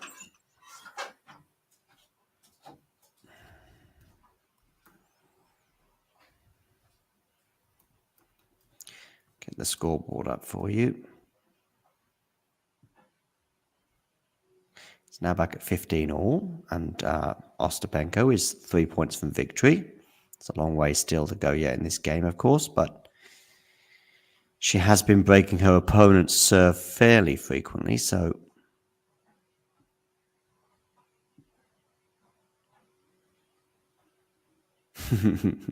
indeed. Forehand return is long from Yelena, 30-15. I assume you mean that return as in like was a bit wild and a bit long, if you're watching Avanesyan Ostapenko.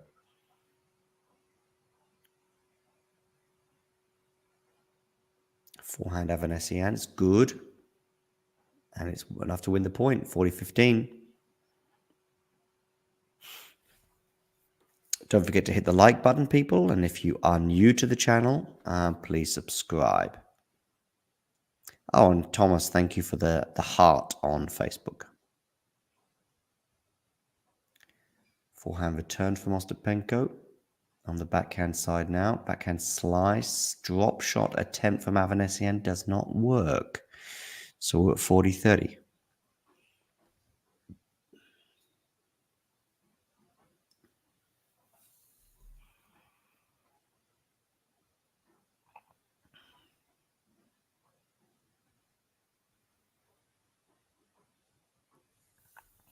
Avanesyan goes long on the first serve. She does still have a game point here. And Ostapenko clips the net on the return, but Avanesyan wins it with a backhand cross court.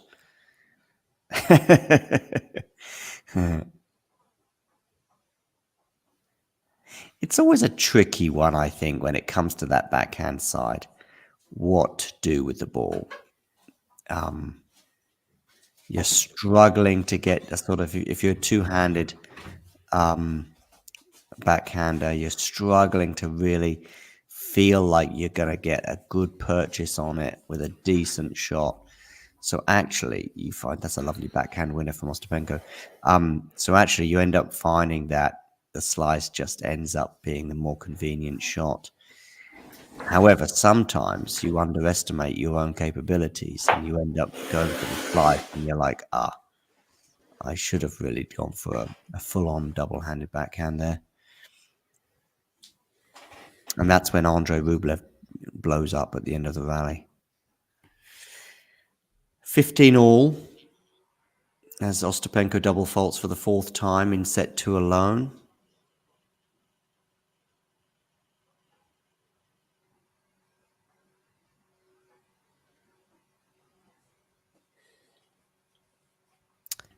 Ghosty loves a good hustle. I assume, Ghosty, you're familiar with the film American Hustle?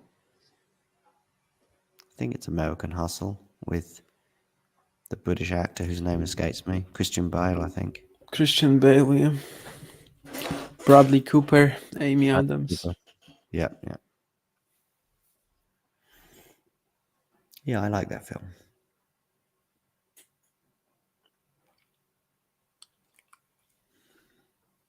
Is there a cameo from Dustin Hoffman, maybe? Or De Niro? I don't remember. One of those two. That's a lovely drive volley from Ostapenko, 40-15. David O. Russell as well, just so he's familiar with it.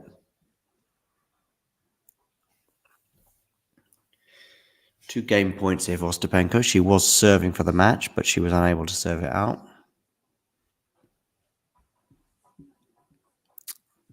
Zhang and Ruud. This set seems to have slowed down a little bit. I have no idea why Wozniacki and Kvitova are taking so long. They have at least moved to 4-2 right now. I have an idea, we are talking about pushing. Well, I have that. I have that idea too. Yeah, without watching though, I don't speculate too much.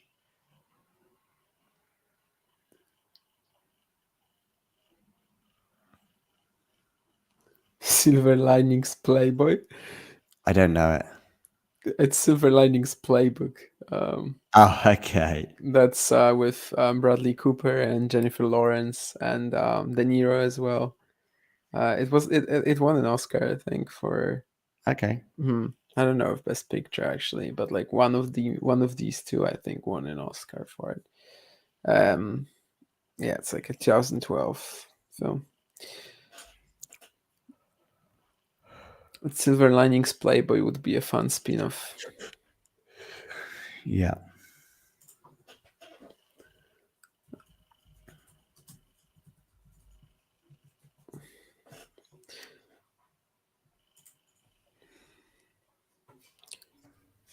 Let me check that, Ghosty, if it won an Oscar, but I'm pretty sure it did, right? Like something in this movie won it.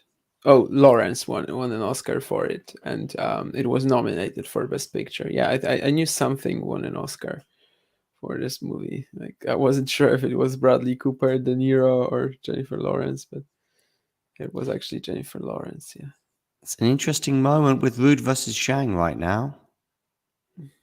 Zhang up a break and break points. Yeah, Freudian slip because Ghosty is such a playboy.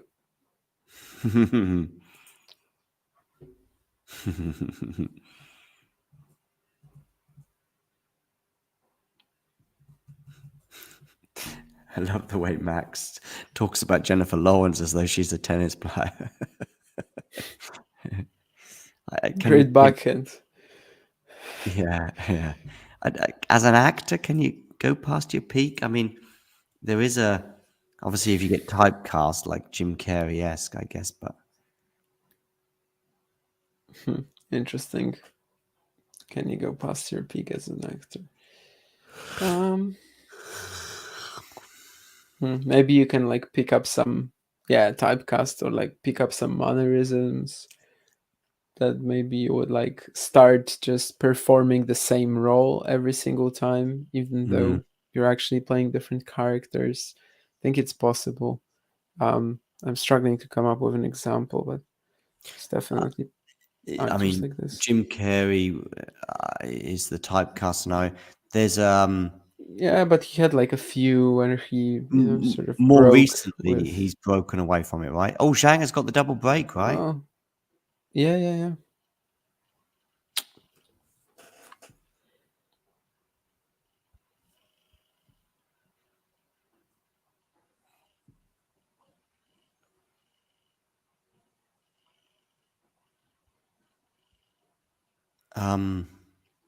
The guy who played George Costanza in Seinfeld was kind of like within another series was kind of like not mocked exactly, but it's like he kept trying to get roles for other kind of roles, but he said like everyone just remembers me as George, and I'm not that guy, and he just can't get roles in other things basically.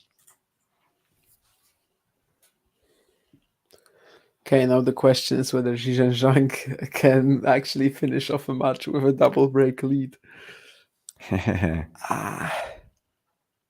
I've seen a lot of Zhang matches where it doesn't work out, but Casper Ruud might also help him, like with this forehand return.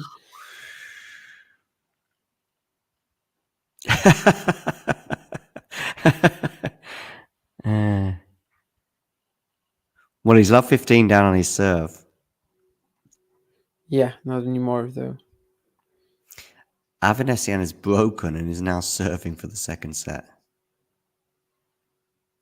But I am pretty sure that at the conclusion of Zhang and Ruud, I will be bringing the stream to an end.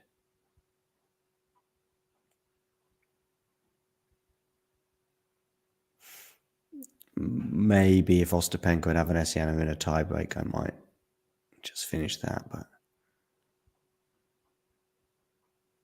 But the way Wozniacki and Kvitová are going, it could be a while, that one.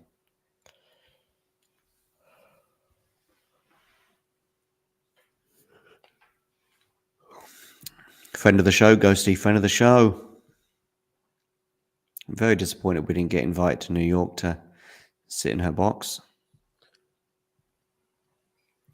Is Zhang a friend of the show? Not really, no, not really. It was the interview was too short. I was just waiting in a queue to interview him. Okay. I'd love to, and I probably have said it before. The Avanesyan was more, sit down. Yeah, I get it. Pair of us. Yeah. Zhang is a friend of my Challenger show, though, so we sort of... Oh, really? Yeah, Okay. we could sort of... I had him twice in Braunschweig and then Kozerki last year, so... So it was face-to-face, but it was audio, right? Yeah. Yeah, got it. Just because I just wonder if it was a telephone call. His No. His English is okay. I don't Yeah, know his how. English is fine, yeah. I don't know. I just wonder if on a telephone call it might be a bit trickier. Oh, no clue. I just talked to him in person both times.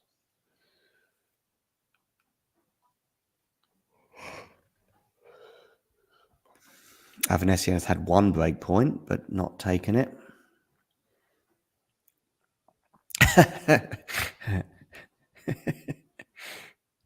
You know the stats that amuse me, Ghosty, that's for sure.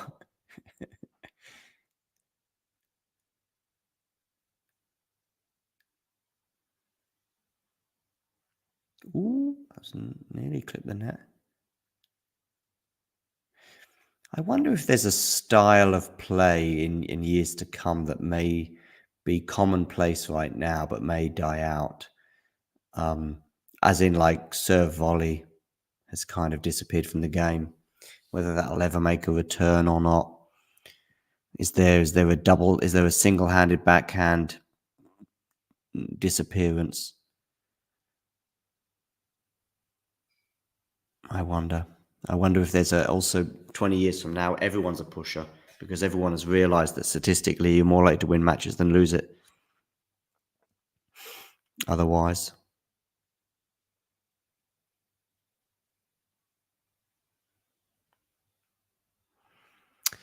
Anyway, Avanesyan has another set point here at advantage.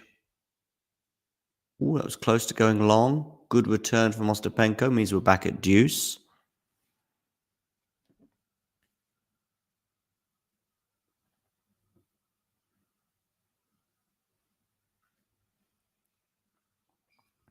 For those of you just tuning in, make sure you hit the like button and don't forget to subscribe to the channel if you are new as we head inexorably, do you like that word?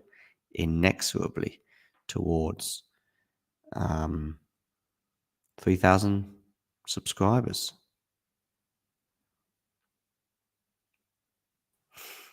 Another set point for Avanesyan, the fourth one of this set. In fact, fourth one of this game. And she's got it because Ostapenko errs. She goes wide. Little clench of the fist. And we are at one set all. Well, that's a really interesting match now. I wish it was at like a more less ungodly hour. Yeah, I wish it was 5-5 in the second set. Less ungodly hour. So it was 5-2 Ostapenko in the second. Yep. Wow. Yeah, so that is pretty insane, yeah. Yeah. Anyway, Zhang will serve for the match for the first time. He has that cushion of another attempt, but honestly, Ruud is not looking like a guy who will come back. Like, he's just a mess today. Also very nervous, it seems. Like, not nervous in terms of like stress, but more so nervous in terms of like frustration, anger. Yeah, complaining about everything. He was bizarrely enough struggling with a few forehands earlier that he seemed particularly frustrated about. Yeah. When a very different situation for Casper, but when he lost to Liam Brody at Wimbledon, honestly, every 2 or 3 points he was looking towards his box and just annoyed, if you like. I mean, that was kind of what I think I put it down to, was just surface annoyance, maybe even more than his game. That I can't get this. Don't know why this isn't working. This works for me 9 times out of 10, but it's not working for me here. And yeah, just seemed like he was quite pleased to get out of there, so to speak. Anyway, this will be probably an even more humbling loss on the hard court to Zhang. Finalist last year. I mean, I know. Depends on how he thinks about himself, but like personally, do you view Zhang as a weaker hardcourt player than Ruud? I don't. I'm sorry. Well, today he's not. Until now. Well, of course, with Zhang, there's a huge question of consistency, and like he has days when he is gonna win 5 games against Ruud in a best-of-3 match. And he also has days when he's going to give Ruud just 5 games. So I guess it's hard to judge that.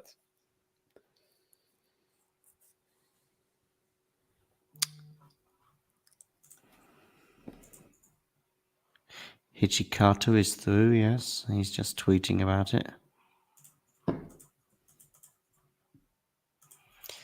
Kvitova and Wozniacki is a real seesaw. 1 minute Kvitova's upper break, then it's Wozniacki breaking back and then upper break herself. Then it's Kvitova breaking back and then upper self. And now they're back on serve.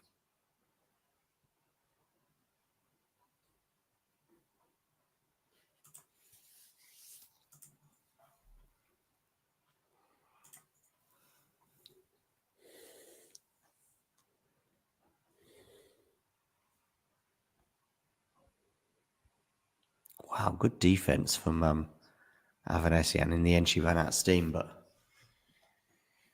yeah. So Zhang is very close to the finish line. He is, but definitely could have, could have won this point here. Kasper getting to like a stop volley just barely, and then making a lob that Zhang, I guess, just mishit or maybe didn't even touch with his racket. But wow, that's an awesome second serve. Like that's ridiculous. I don't know if he was actually planning to go for this much because it was like a sliced serve out wide, but yeah, truly obviously a very important moment to get that out as well. It might not seem like it because he is 5-2 up, right?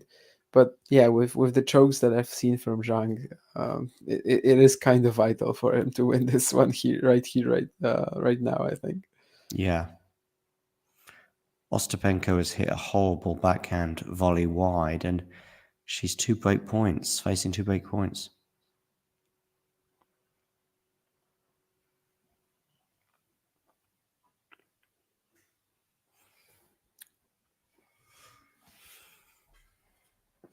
And he wins it. There you go.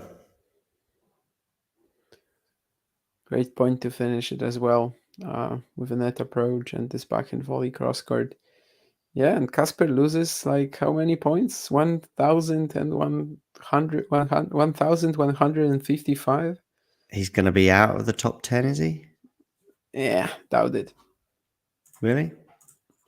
Yeah.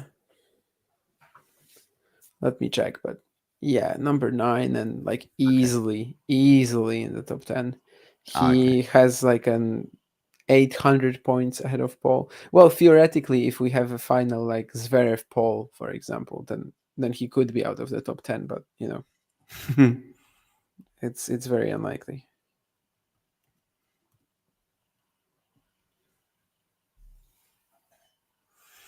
So Ruud and Tsitsipas. Ruud was seeded 5, I think. Ruud was seated 5th, yeah, I think so. And also ATP race, just when I look at it, Ruud is 10th right now. So he, in the ATP race, he could be out. I guess this is because of the ATP finals points, right? That's probably how he's still a lot higher in the ATP rankings than in the ATP race. Yeah, because they count for the following year, do they? I mean, not for the ATP race, but for the ATP rankings, of course.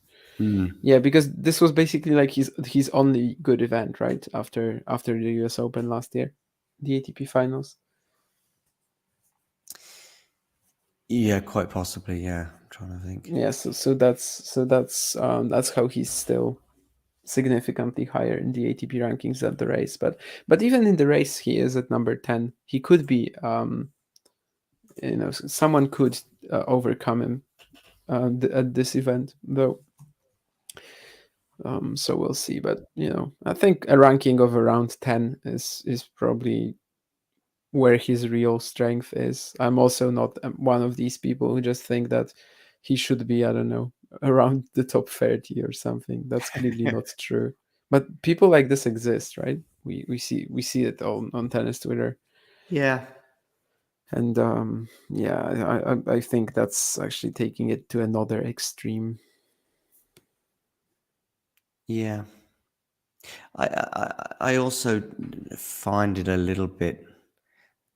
Some people are like, put respect on his name, and I'm like, I don't know what you mean by that, because I respect him immensely. I mean, I certainly would have no problem with him winning a slam. I think I might have said something like, draws have gone his way, and he's taken advantage of that, and good for him. But putting respect on his name, well, you predict him to beat Novak Djokovic. Sure, go and make that prediction, and if it comes true, fine. Me predicting that Novak Djokovic is going to beat him in the French Open final in straight sets is It's just logical. Me predicting Casper Ruud to lose to any top player on their day is logical because he can't, for example, turn defense into attack on a hard court against Novak, or even on a clay court for that matter. Yeah, that's just we have to be, I mean, as much as we have to be objective, and of course we are 90% of the time at least, we also have to be like honest, right? When I'm saying that stars had to align for Casper Ruud to reach 3 Grand Slam finals, or for Andrei Rublev to win Monte Carlo, I cannot lie. Yeah, they did have to align. I mean, the French Open draw of 2022 is still the standout draw in the last few years. Yeah, it was it was either Casper or Steph reaching the final there, and Steph goes out. Stefanos goes out. Steph can only go out, and that's it really. And then sure, Casper makes the final. That's normal that Casper makes the final, given that scenario. But if he had the Alexander Zverev of 2022 pre-injury, he loses, in my opinion, to Casper. Of course, he loses to him. So and like he had absolutely zero chance in the final. Everyone knew that, including Nadal and Ruud as well. Like maybe Nadal, I don't know, maybe he treats all of his opponents like similarly or something. But even Ruud knew that he has no chance, and you could see it, and that's how you kind of see he doesn't really have the champion mentality, if you may, at least in terms of winning against the guys that he's afraid of, because he's clearly afraid of Djokovic and Nadal. Of course, there's also a talent gap. Like it doesn't mean that if he had the belief and he would have come out, just thinking that he might have a chance to win, then there's no. I'm not saying he actually would have, but at least it would have been a match. At least it would have been somewhat entertaining, where it wasn't. But of course, today I don't think it's like that extremely disappointing, mostly because that's just how much I respect Zhang, but definitely not the greatest of showings from Ruud.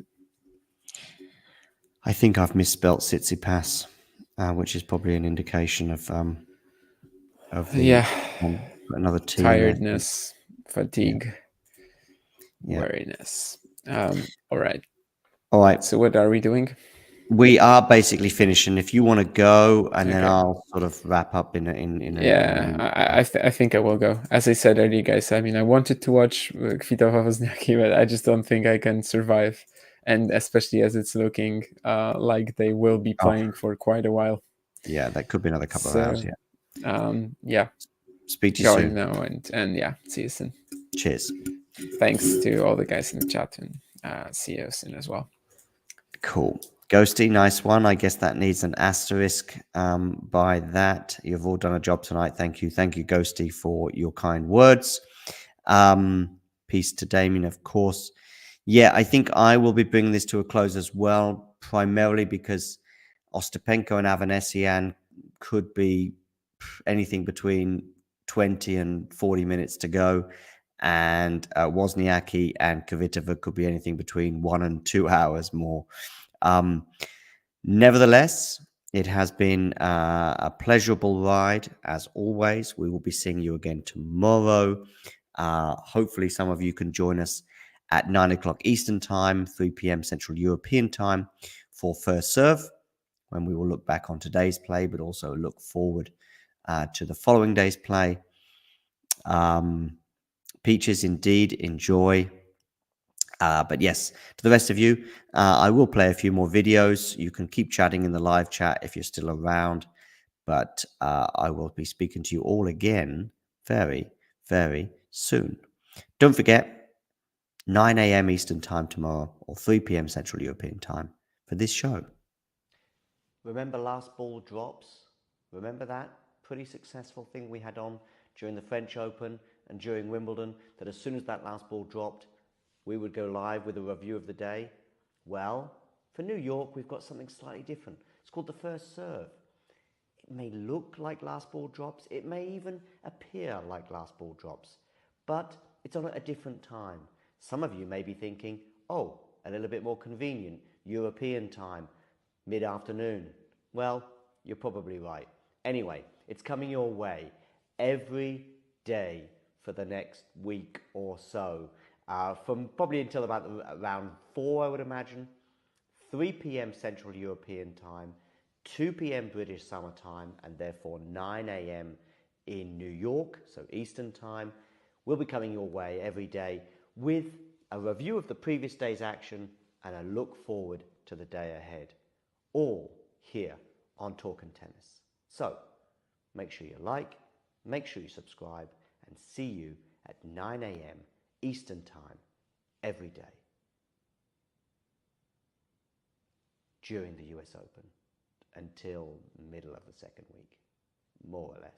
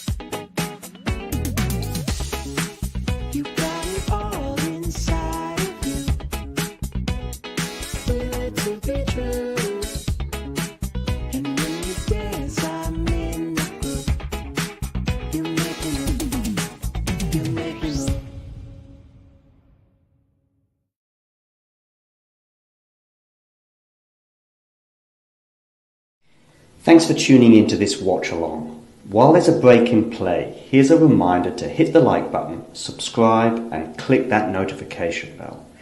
Your support helps to keep the channel going.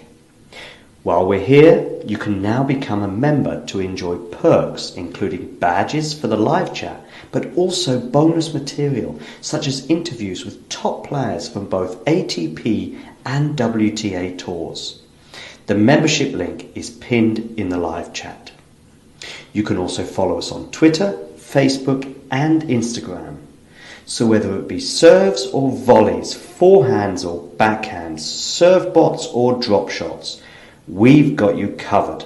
Whether that be via our website, talking-tennis.com, where you can read features and interviews from our top writers. Or if you prefer us in audio form, you can subscribe to our podcast on Apple, Amazon or Spotify or wherever you get your podcasts from. Remember, we offer you wall-to-wall coverage via our regular watch-alongs, magazine shows such as Nick's WTA Weekly or Damien and Mario's ATP version. Plus, we deliver top content from people on the ground, actually at the tournaments, so you get even nearer to the action. So, what are you waiting for? Hit that subscribe button so you don't miss out on all things tennis.